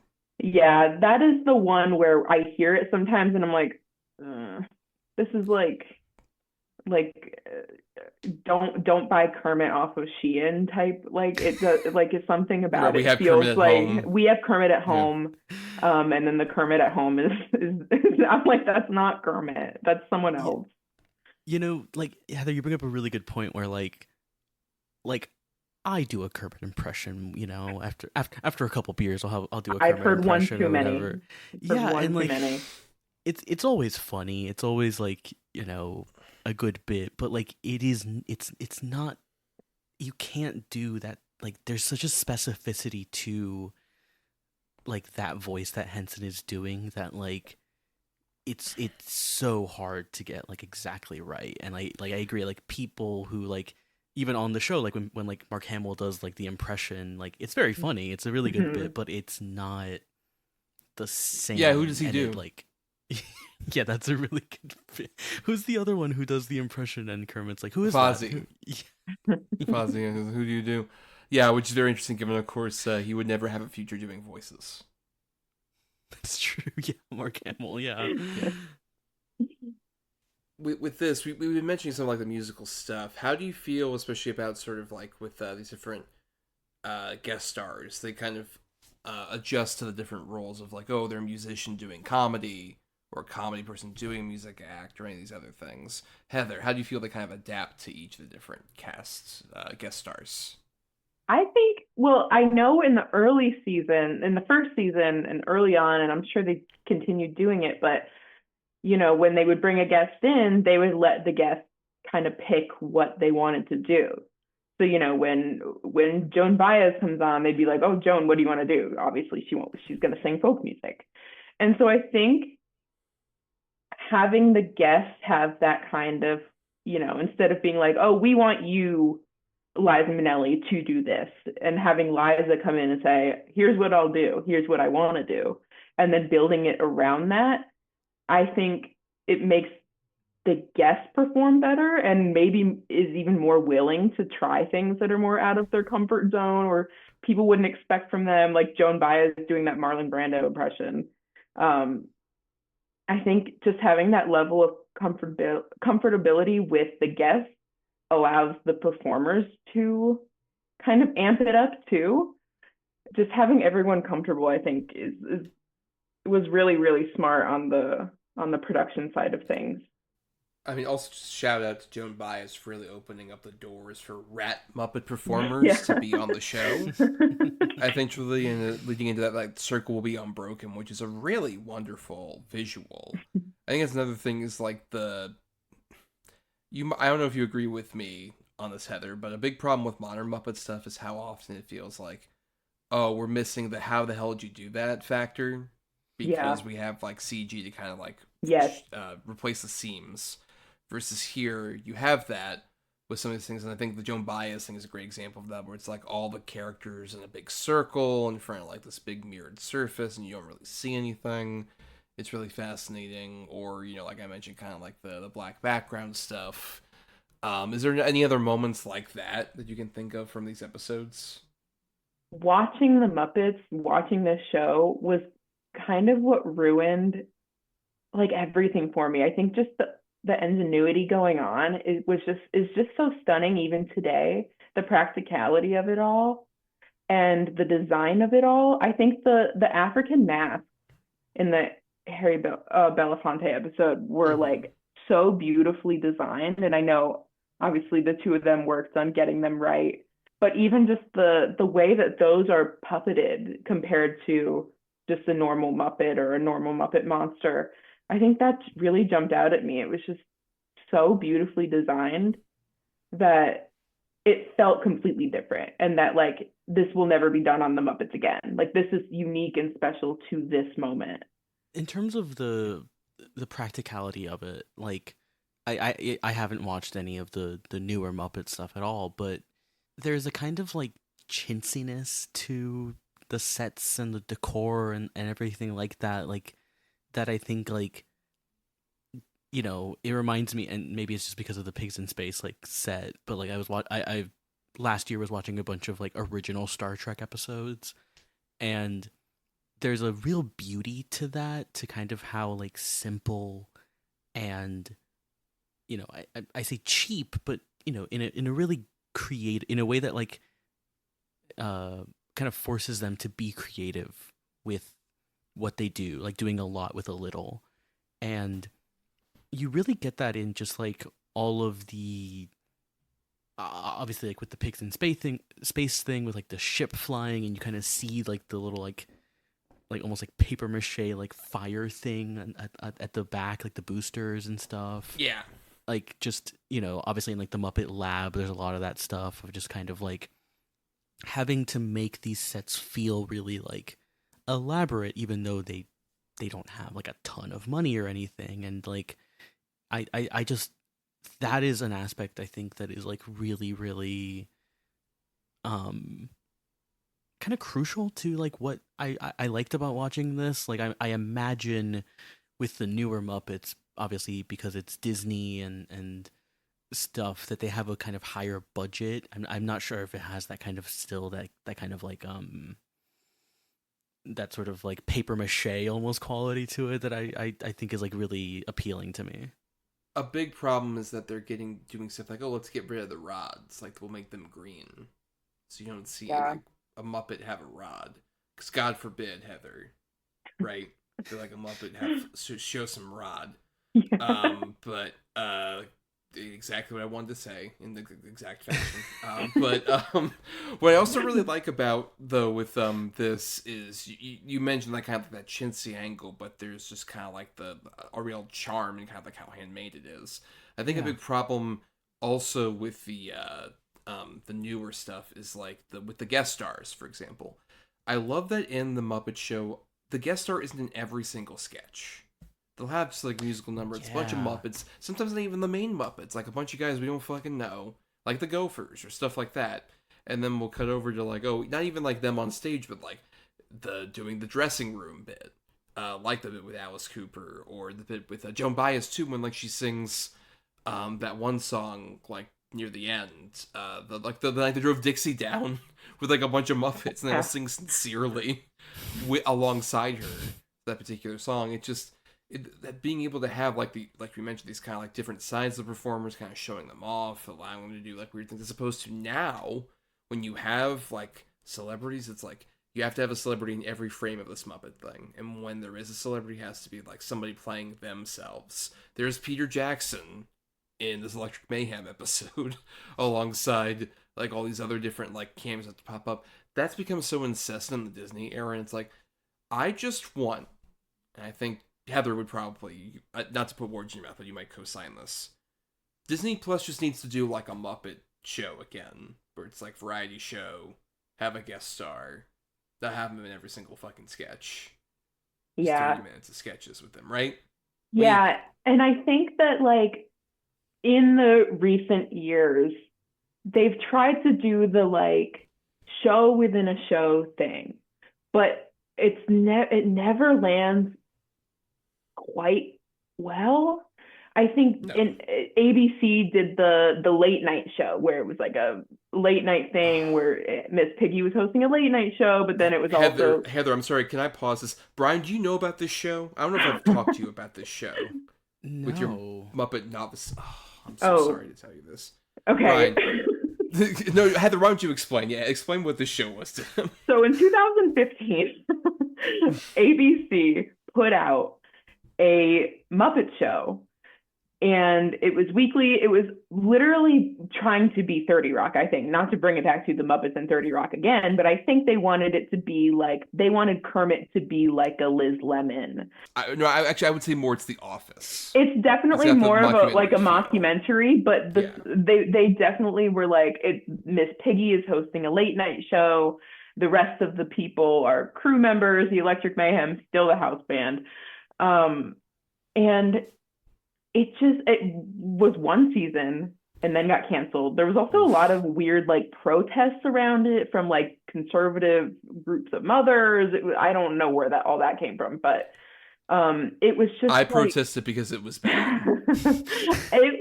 I think it has funny moments, definitely, but it is a time capsule. Yeah, I never finished that one season of the show. Bryan, that's how you know this isn't good. I haven't watched all of it. I've seen like the logo for it. Like I remember when it was on air, but cool. Yeah, because like basically the biggest problem with that show though is that like it would treat the Muppets in this like kind of like the Office way, where it's like, oh, there's a patheticness about them now. Like Fozzie is established as like, oh, I'm just a bear that's full of anxiety, and I'm having an awkward relationship with Ricky Lindholm. Yeah. Weird. Why? Something like there's no an one episode wants where this. he meets her parents. Oh, no one wants this. No one would want this. This is so bad. I don't want to see the Muppets in this kind of position. No, and so there is like they keep trying to do the like show where they're hosting a show, they're creating a show. It's all about the creation of a show. And then a few years ago there was another kind of similar thing on Disney Plus where like they would have celebrities come on and there would be like an interview portion, or certain characters would have a cooking show, and that really you're talking about the Muppets work. Now thing. Yes, yeah. And that really didn't work except for when RuPaul is on, in which case that worked. But I think that's more of a testament to RuPaul and not the brilliant minds behind Muppets Now. Disney really, really, really does not know what to do with the Muppets, and I think they're just kind of like, well, shit. Like they fought so hard to get the Muppets from Jim Henson. Yeah. No. Well, not them. I think that's the key thing. We talked about this previously. The one person who really wanted that to happen tried to do it in the 90s. It failed because Jim Henson passed away. And then he did it right before he left the company, was our favorite Bryan. Michael Eisner. Oh, our boy. Hello. Yeah. Who was very adamant about, like, I want to buy the Muppets right before I leave. Then he buys them with Disney, and then he's ousted from Disney shortly thereafter. And Disney's just left with, like, what are we doing with this? Even though the Muppets were in a weird state, too, because there was a point where they were owned by, like, a German television company. Yeah. And they're the ones that made that Muppets Wizard of Oz. Which, I think, Heather, would you agree that the Muppets Wizard of Oz is the worst Muppets thing ever? Yeah, probably. Yeah. It's a tough bar to get below. Yeah, I mean that really feels like a Disney like thing where they are just kind of absorbing all this IP and then going like, oh fuck, what do we do with this again? What do people want from Star Wars? What do people want? This is my property to sit on and do nothing with. Yeah, even a few years ago they did Muppets Haunted Mansion. That didn't land for me either. I thought that was cute. I didn't think it was great. It's one of the few Disney things I've really enjoyed, but that's not saying a lot. I don't know. I'm much more picky about Disney Muppets than I am, say, Star Wars even. Yeah. I think there's just, like, it just offends me more, because at least, like, Star Wars are doing a lot of shit. They're not doing much, except replacing Rock and Roller Coaster after stabbing Jim Henson's corpse in the back. I mean, I think, like, what we were talking about with the sort of the way that the Muppet Show treats guests, they feel like, as Kermit says in the beginning, like a special guest. It doesn't feel, it's not like, I feel like from what you guys are kind of saying, that they are like, they almost are trying to do the SNL thing where it's like we have a structure to the show and we use the guest in like every in the sketches like really a lot. And what I like about with the episodes we watched is how they'll just have a random bit go on for like a minute and there is no structure to it. There's no like, I say this with like as a positive, there's no coherence to anything. There's no like, it's not like SNL where we have like, okay, this is the musical section part. Okay, and now we do the weekend update. We do this part. Like, it's just so random, and that feels like something that is really hard to replicate in the Disney Plus era. Although I was saying this when we were talking about Blade, the Marvel Blade movie, is like it can't be that hard. Like, you know, like to get like really talented people who like obviously can do the puppeteering, to get really talented people who can do the kind of writing.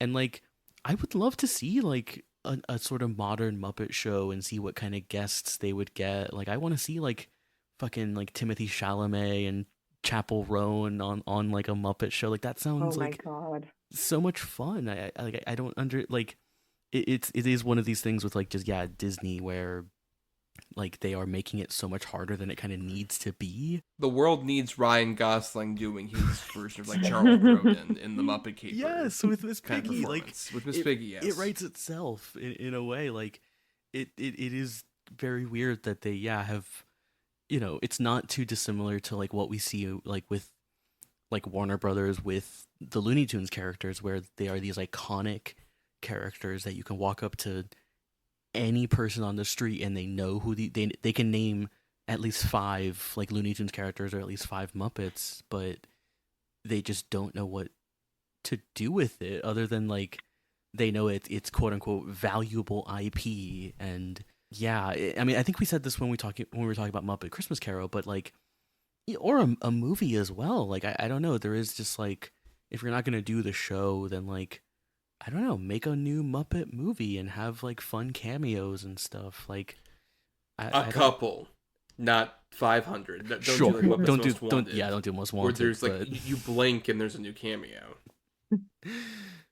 Yeah, I don't know, but it is very weird. And yeah, I don't know, it doesn't seem like they are showing much interest by like obviously what we talked about and them replacing Muppet Vision and getting rid of the rides and stuff like that, which is it's a bit upsetting, to be honest. With a Monsters Inc. attraction, a movie trivia that Frank Oz is in. He does the voice of Randall's red sidekick guy. Oh, sure, of course. Yes. Yeah. That's him. You think you're gonna ask him to do that? Like, hey Frank, you're gonna do a voice? Like, fuck off. How dare you? On Muppet Vision's corpse or whatever. I don't know. It's but with the Muppet Show, there's a purity to it. It's so interesting. It feels so secluded as well. We should mention we talked about like some of the shooting stuff in London for some of the Muppet movies.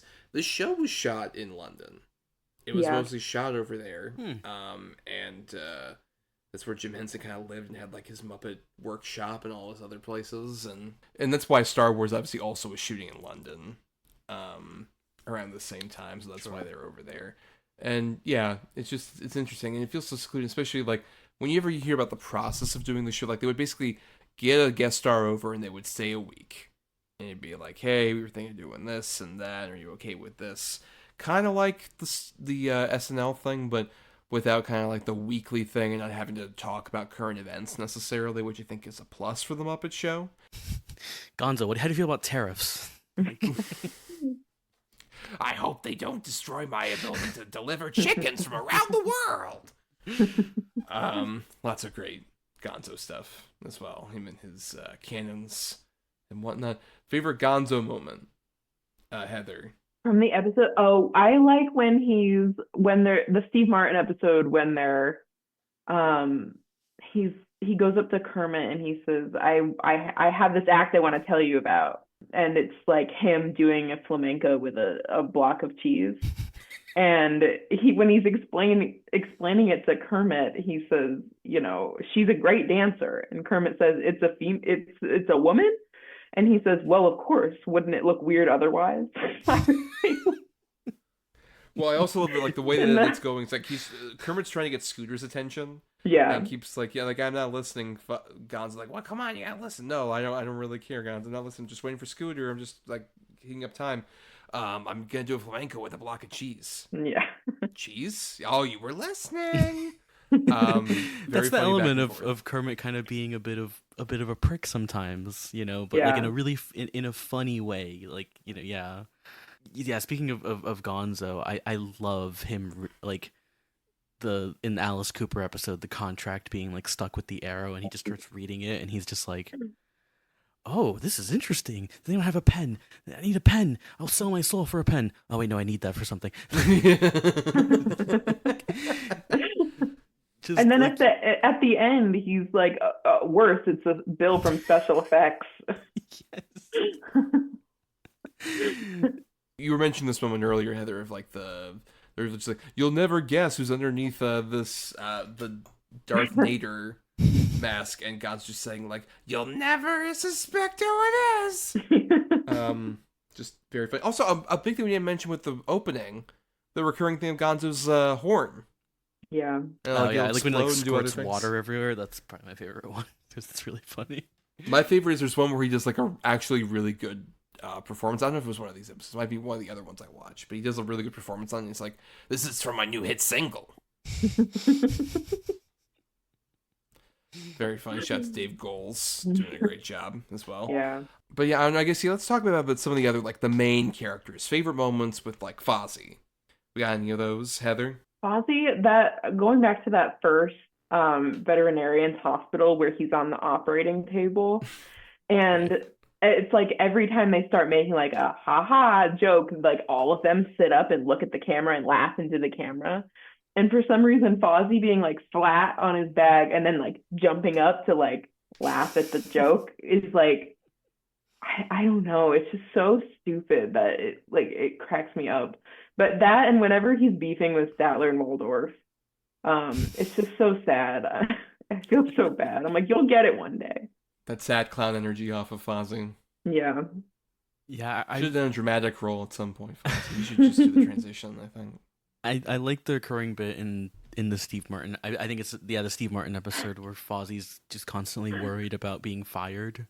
Yes. Where he's like, oh, what if they're really good? Like, oh, and he's just constantly like, Kermit, please, like, I'm really worried. What if, like, I like that kind of dynamic that they have where, but like my favorite moments with Kermit are the ones where he is either incredibly like anxious, like obviously going with that like kind of showrunner energy, but also or also just like super annoyed with everyone, where he's trying to just like keep the show moving, but people keep interrupting him for something. Like I just think that adds a lot of like personality to both of them, right? Like the fact that like they have that kind of dynamic, and that Kermit is not just like the leader, but he has kind of these like dimensions to him where he can be kind of like annoyed or annoying sometimes, and like I don't know, it makes him feel more alive in a weird way. Yeah, that's true. It really takes advantage of like them being live action characters being brought to life by live action people in like a live action kind of space. And having at least like these kind of like human connections, these human characters, or even the occasional just like larger than life presence. Like I love the big blue guy. It's one of my favorite Muppet monsters. Just he's like big. He's got like the cute little like nose, and he's in like the Alice Cooper episode. I love that guy. Oh yeah.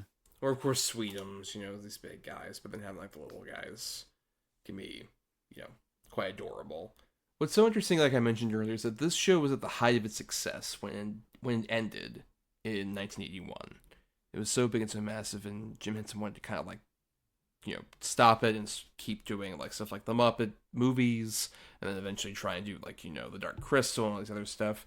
But there was this weird kind of draw to like he still had to keep doing the characters. There still had to be something there. Do you think there's even, Heather, a purity to the Muppet Show compared to like the movies and all these other things? Do you think there's something where it's like maybe doing another movie isn't as likely as like just doing another show like this? Do you think this is the ultimate form of these characters?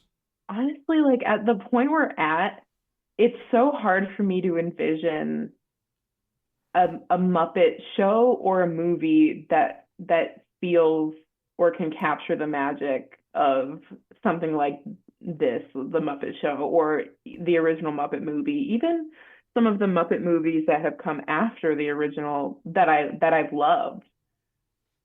Something about that first one, just it has so much heart in it, and you can tell it has so much soul in it. And I think there is no original Muppet movie without the Muppet Show. I think they really developed those character dynamics on the show, and they worked that out to the point where they made a Muppet movie possible. And so I think those two are so intrinsically linked, and I think they really are kind of at their best in those two things. I would love there to be a Muppet movie that I love again. I just don't know if Disney has it in them. Yeah, I mean, I will say this, having only seen this bit of the show, but I certainly see a connection between this and the Muppet movie, the first one. And I agree. I love Muppet Caper and Take Manhattan and Christmas Carol, obviously, but the purity that's in the show is certainly present the most in the first movie. And with those sequels, you can tell like they're Henson's trying to do something a bit different and trying to do something a bit kind of bigger in some ways. Like you can see kind of the ambition growing for him to do something like Dark Crystal, which I fucking love Dark Crystal so much. That's like it's a lot of like my favorites, like so many of my favorite like stuff in a movie. But in terms of like that first Muppet movie, like I certainly kind of see the connection between that and the show, and they feel very linked in that way, which is really interesting to watch. Like kind of like I said earlier, like in reverse, like watching the movie first and then the show, kind of seeing the links between those two. It's really interesting. Well, and especially when you have such an interesting variety of performers who are at various different stages. Like Jim Henson at this point had been doing, like when the Muppet Show started, he'd been doing the Muppets to some degree for like 20 years prior to that. Yeah. Like Sam and Friends, or like the talk shows, or Rolf would be on Jimmy Dean or whatever. And then he ended up, doing the Muppets in this form, which kind of felt like them reaching a certain apex, given how popular the show was and how massive it was. And it feels like he definitely just wanted to kind of be like, you know what, this is what the Muppets are at this particular point. And he clearly did want to move on from a certain point, but there's also, he felt like I have to have some kind of respect for like doing the characters. They're still so tied to me. I have such appreciation. And the Disney deal was supposed to be that when he was trying to do it with Eisner, a way to kind of like respectfully pass on the characters, and that fell apart. And then sadly Henson fell apart. And I don't know, yeah, it feels like there's not as much of respect. I think David Gold said this on, it was like the Muppets guys talking, which was this thing Frank Oz did with like a bunch of the Muppet cast members. And Dave Gold, who still does Muppet stuff, he's like the one major older performer still there, talked about like, I miss when like it felt like it was run by a person instead of a company, because Jim was like the CEO or whatever of the Jim Henson Company, but he never felt like that around us. He just felt like he would play. We just felt like we would just like do our job entertaining and doing like the creative work. It never really came in, but I feel a lot more of like the business sense from a Disney. Yeah. Which is, just a sad thing that you can see the purity here in stuff like a lot, like the Fozzie and Kermit interactions, like I mentioned. Like, bless a lot of the guys who are still doing Muppet stuff now. I want that stuff to keep going. There are very talented guys like Eric Jacobson, who took over most of the Frank Oz roles, or, like Matt Vogel, who does a bunch of them now. People, David Rudman, people like that, like talented people working currently, but they just feel like they're at the mercy of whatever corporate interest Disney has, and they don't have as much ability to like really play off each other or show off their chops, create new characters alongside the legacy characters. It just feels like there's not enough room for them to experiment, unfortunately. Yeah, I'm not saying we need like a Dave Filoni or anything of like the Muppets or whatever, but it does feel like there needs to be someone who comes in who is like, hey, I love the Muppets. I have like a sort of vision for what we can do with this, and to sort of like shepherd that. I think they wanted Siegel to be that, and he didn't end up doing that. Yeah.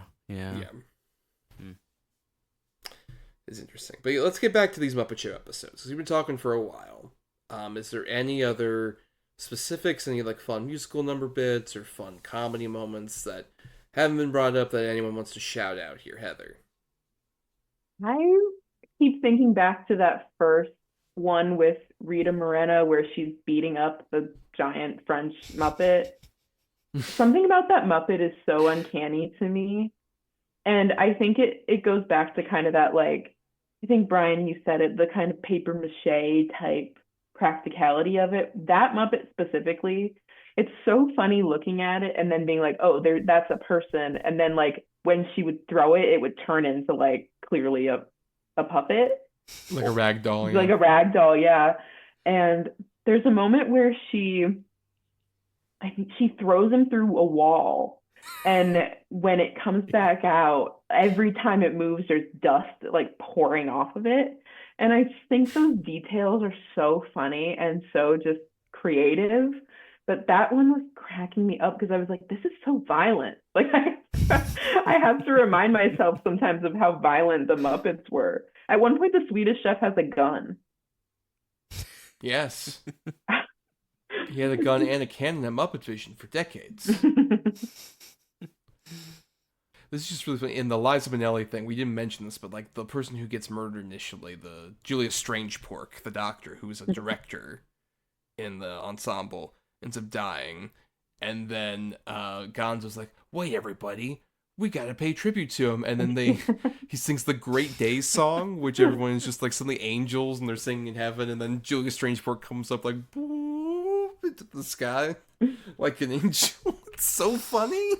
It's so elaborate and stupid. That is the bit I love later, is when like I think after everyone drinks the poison soup and then Gonzo shows up and tries to start singing and it's like, do it again. Yeah.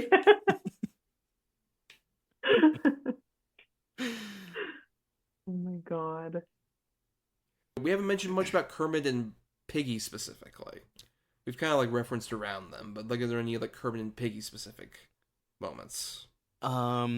I think it's with Liza Minnelli when she's doing the Marlon Brando thing, and Kermit's like, "Wow, I've never seen anyone handle Miss Piggy like that. Do you want a full-time contract?" Like that is really great. Anything with Miss Piggy does is great. I mentioned the Mark Hamill, the Luke Skywalker bit earlier. That is just like really, really great, and just seeing her dressed up as Leia is just really, really funny when she's just like, "Oh, it's Luke Skywalker," and then she goes to like change. Is so great. Anytime that like she has to interact with like a real person, I find so funny. Like it's what's great about Muppet Caper, I believe, with Charles Grodin, where he like is like in love with her. Like, Forgive me, Miss Piggy. Yeah, like I find that stuff to be just like the absolute funniest, because it is just like the thing of treating the Muppets like they're real people. Like it's that bit just taken to like the utmost extreme, and I just like always find it funny. I love the bit in the Steve Martin episode where they have the one little like shrimpish girl singer Muppet who keeps performing and then getting like the cane, and you're like, oh, what happened? And then by the third one, I think they reveal it's Miss Piggy, like, look, I'm the girl singer on this show. You need to get out of here. It's funny because I think visually, like her and the other frog are supposed to kind of like evoke Kermit and Piggy, and then like, you know, she keeps getting yanked off, and then the reveal that it is Miss Piggy, like being like, I'm the girl singer around here, and I keep telling you that, and it's just so menacing and so funny. But I love any time someone's yanked off stage with a cane, so, you know. Same thing with also like Fozzie, I believe, where they have the dog who's like waka waka and like dressed up like Kim, and he's like, all right, we're done here. And then Kermit says it's good to see what other people in your industry are doing. Right, and the lizard one happens, yeah. I mentioned this earlier, but the whole like the evolution of Piggy being so interesting, with like the early Piggy performance that has like the different voices and the weird eyes, and then her kind of building up the diva atmosphere. But then just one thing that I really like in the Joan Baez episode, she's weirdly very sweet and friendly to Beauregard, and explaining how the rats are manipulating him into getting food. And it's just a weird bit of empathy for Piggy. Like, what? Wait, you like care about this random, like the janitor basically of this place? That's crazy. I never would have expected that from her. But it's a great little bit of a dynamic. I'm curious, Bryan, after, you know, we've been talking for a while here, and I gave you these 8 episodes to kind of give you a taste of the Muppet Show. Are you inclined to watch more? I am, yeah. I was looking through some of the other guests that they had, and there were some really interesting ones that I was like, oh, I might watch that, because like, again, like I like all of these performers, but like none of them are specifically like people that I have like a a deep connection to necessarily in particular. Like, obviously, like Star Wars, I have a connection to that, but like I was seeing like some of the other ones they had, like Shirley Bassey or like Gene Kelly is on here. Debbie Harry, like, yeah, there's some really like interesting ones that I would kind of love to see, like Johnny Cash, which I think I've seen clips of that, but like there's a lot of really interesting ones on here that, given like how I've seen these people interact, I'd be curious to see how, I don't know, like, yeah, like Liberace, like that sounds like it'd be really, really, really, really funny. And so again, yeah, it's the thing with like SNL where you can just kind of find these really, really specific time capsules of these people who was big in 1970, 76 to 81, and like at what point in their lives were they, and like very interesting. And especially I think as this variety of people where you have a mixture of musical guests, but it's not like SNL where they're doing, if you have a musical guest like Elton John, you don't have them doing like a ton of sketches. Like maybe they're in one or two sketches, but maybe they're, or, like I like the Elton John bit of him just like, like we talked about it earlier, but asking about the piano, like it's just this really small bit that like is kind of off to the side, like it's tangential to the episode. And I just like, yeah, I'd be so curious to just watch like more of like this, just who else is on this. It's really fascinating to me. Yeah, a couple of the ones I would recommend, because I've been watching a couple of ones. Season 1 also has Vincent Price, which very much considered. It's another spooky themed episode. Ethel Merman, who's like a Broadway legend, so it's a very musical episode. Mummenschanz, which is with a group of mimes who do like kind of puppet aesthetic stuff. It's weird, but it's interesting. Julie Andrews one, which was referenced, is a very funny episode. The John Cleese one, I know. John Cleese is a weird guy, but the episode's very funny because he's also, it's very much like the Jack Black thing from the Muppets, where it's like he's protesting being on the show. He doesn't want to do it, but they've kidnapped him, and he has to do the show, basically. Christopher Reeve is a really good episode. The Gene Kelly episode's really good and kind of feels like a series finale because it was the last one I believe they filmed, and it's all about the end of the world. There's just a lot of good ones. I don't know. Heather, do you have any recommendations? I love the one with Carol Burnett, and I also love, there's one with Loretta Lynn, where the whole plot is that the Muppet Theater is getting fumigated, and they have to do the show. They do the show from like a train station. And for the Oscars that one year during COVID. Yeah. But those are two of my favorites. I love that Loretta Lynn one. It's just so like oh, our theater's getting fumigated.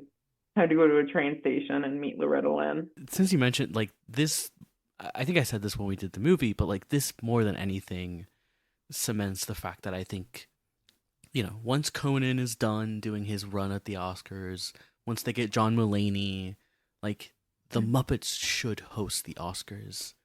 Like, it's so obvious. I just like can't understand how they haven't done that yet. Like if they're gonna do the whole synergy, Disney fucking synergy. Yeah, like it's especially considering like this being this idea of them putting on a show. They would have like so many great bits. Statler and Waldorf would like heckle like Timothée Chalamet. Like, come on, that's just like really, yeah. It just like really just reminds me that's. I love Conan, and I'm glad that he's coming back next year. But if there's ever a year where someone can't do it or something, like the Muppets are right there. Like, come on. Also, the Muppets can present. Oh, yeah. Absolutely. They can come and present some awards. We've seen clips of that. They're fun when they come on. Do a brief bit. There was a campaign to get Miss Piggy an Oscar in 1979. Which for the Muppet movie, I mean. For the Muppet movie, yeah. It did not happen, obviously. I think we're all aware, unfortunately, but she did have to go to the Oscars the next year, and they did a whole bit with that about how she lost or wasn't even nominated. Right, yeah, but then, you know, if she gets nominated now for, like, her next movie, it's gonna feel like this is a catch-up thing, and it's like, oh, we snubbed Keke Palmer in some great drama, you know, it's just, it's a whole thing with Oscar campaigning. Just like with the songs, by the way, for the Muppet movies. Only one Muppet movie has won a Best Oscar for a song. Yeah, the 2011 one, right? Yeah. Yeah. Man or Muppet, Yeah. Not Rainbow good Connection. song, Nope. Ugh, silly stuff there. Anyway, with the Muppet Show, though, I guess, any final thoughts, Heather, on not just these episodes, but, you know, the Muppet Show in general, and the Muppets as we're, you know, winding down the celebration of 70 years of Muppets? I mean, here's the 70 more. I mean, I don't know what they'll be like, but keep them around. They're always there when you need them. No, the Muppets they're such like an integral part of me and made me, you know, who I am, and from my humor to like literally everything. I mean, Miss Piggy was like a cover girl. That's so important to me that a puppet can be you know, the face on a magazine. It's just such a beautiful thing, I think, that Jim Henson and the Henson Company created. And I hope, you know, they're booked and busy soon in something that feels worthy of their legacy. Bryan. Yeah, I mean, I love the Muppets. I've really come to love them as I've watched the movies and watched this show, and like they are, again, like the Looney Tunes, like these kind of like classic iconic characters are like these characters that are so like embedded into our culture in a way that, like, again, even people who like might not have seen the movies even like know Miss Piggy and know Kermit, and even like know Miss Piggy's kind of whole bit of like her being this kind of like diva, like, you know, kind of like bossy, and like I hope that someone can do something with them in some capacity that is interesting, you know, whether it's a movie or whether it's like a show or something. I think like the movies and the show being on Disney Plus and stuff, like it's a great like sort of like lowering of a barrier to sort of like all of this great entertainment that they have made, especially the movies, which I love in particular. But so I hope that it kind of serves as this kind of like proper introduction for younger people to watch the Muppets and understand the kind of like, again, just like the artistry of this, which is just like really blows my mind how they're able to make these puppets seem like they are actual people, actual performers doing this is like so impressive.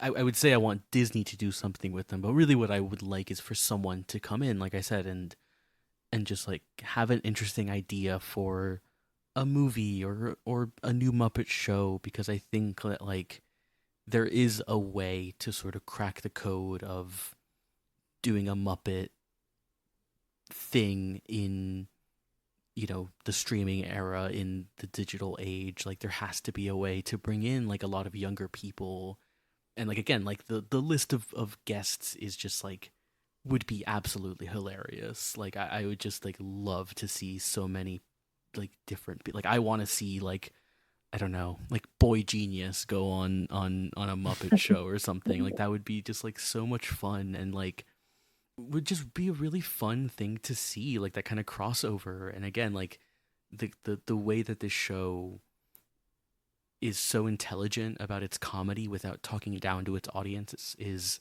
it's something that we really need right now in like children's entertainment. And again, that the sort of bridging of getting people like Elton John who appeal to a bit of an older crowd, but having like fun antics that appeal to children, like that is a really important sort of like bridge to cross. And I don't know, I feel like it's something that we really do like need as we get more and more children's entertainment that is just kind of like mindless and dumb and like just not that interesting. So yeah, I mean, the Muppets fucking rule. Yeah, they're amazing. If nothing else, Disney, they might not put out like a new Muppet Show, but at least put Muppets Tonight on Disney Plus, you cowards. 2 seasons, and here are some of the guests on there, Bryan. Michelle Pfeiffer, Billy Crystal, John Goodman, Sandra Bullock,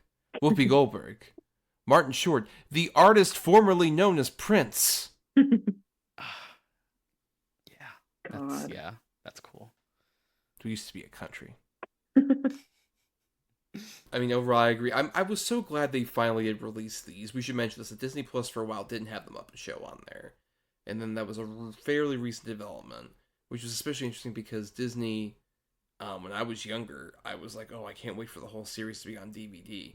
They only ever released the first 3 seasons on DVD. They announced season 4's DVD and showed Gonzo on the box set. But Bryan, guess what? That wasn't ever released. Yeah, so I'm assuming there is still no physical copy of seasons 4 or 5, given Disney's track record of physical media as of late. Ding. Yeah. Yes. Ugh. A shame. But the versions that are on Disney Plus of seasons 4 and 5 are very well cleaned up. They look pretty good. Yeah. There still are some from that era that I haven't seen. I haven't seen like every episode of the Muppet Show. I would hope there's some corner of future for the Muppets out there. It's a dark time for them, considering, like I mentioned earlier, what's happening in the Muppet world currently. But, it feels kind of dark. But maybe we can get something, and I hope it's definitely something simple, like the Muppet Show. Yeah. Just simple fun, where we're dancing, we're singing, we're telling jokes, we're giving people the third greatest gift, laughter, to quote the Muppets 2011. And it's all through just like an earnestness. And yeah, I agree. I hope that can return to some degree in our Disney corporatized world. We'll see.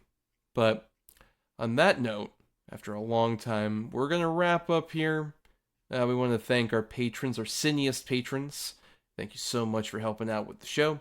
Really appreciate it for allowing the main feed to go on, allowing us to do fun experiments over here with some fun people like Heather. Heather, thank you so much for being on the show. What a delight. Thank you guys so much for having me. Yeah, it was great. Thank you for being our guest star, yes, and surviving another taping of our own Muppet Show. Why don't you plug yourself? If you want to be found on the internet, where can they find you? Oh, God. I'm on Instagram, just my name. And then I have a Substack that I use occasionally when the spirit moves me, but that's called Television Man. I actually haven't talked about the Muppets on there. Maybe I'll have to do that. But yeah. Thank you guys. Thank you for coming on once again. Love being on here with another fellow Muppet fan, so I'm not just talking at Bryan about, like, you understand. I read Muppet Wiki, Bryan, when I was younger, so I know who performed this character and everything. We can have other voices on here doing great stuff talking about that. But, Bryan, we should mention that next month, for our big bonus episode, it'll be the two of us, because we'll be talking about a trip we went on. That's right, we're going to do a vacation slideshow, everybody. Where Bryan and I were talking about vacation we went on to Disney's Hollywood Studios, which we've referenced a couple times on here. Mainly our reason was to see Muppet Vision one last time, but there's also plenty of Star Wars talk, Indiana Jones talk, just a general talk about theme parks as an art form, especially an art form that is to some degree cinematic. Bryan, are you excited to dive into this after a great fun time where you didn't feel exhausted by the end of it, walking around Hollywood Studios? Yeah, I'm interested to talk about what we did. I'll definitely be talking about all the rides that we did and stuff like that. And I'm sure it'll be interesting to at least go through my sort of the battle within me of, enjoying the various like properties like Star Wars and Toy Story and stuff, but also balancing that against my kind of deep cynicism towards like capitalism and nostalgia driven culture and stuff like that. It's a really interesting kind of battle that I waged while we went on that trip, but it was a lot of fun. And Yeah, we'll get to talk about how we rode Star Tours 4 times, and We did. It was a really great time. So yeah. Yeah, that'll be a lot of fun to talk about. Yeah, especially the anthropological experiment basically that you had. Yeah. Going through. But yeah, are you a theme park person at all, Heather? Have you been to the parks? So I've never been to Disney. Been to Six Flags a ton, but never been to Disney. It's on my list though. For sure. Yes. Well, that'll be our discussion for next time. Until then, we got to end the show as any Muppet Show episode would end, where, the band starts playing, everyone's on stage doing their goodbyes with the guest star, Heather, and us are talking, all the other Muppets are popping up, and the credits are going by. And then at the very end, I guess, Sadler and Waldorf are like, fine, I can't believe we paid for this. And it ends. Good night, everybody.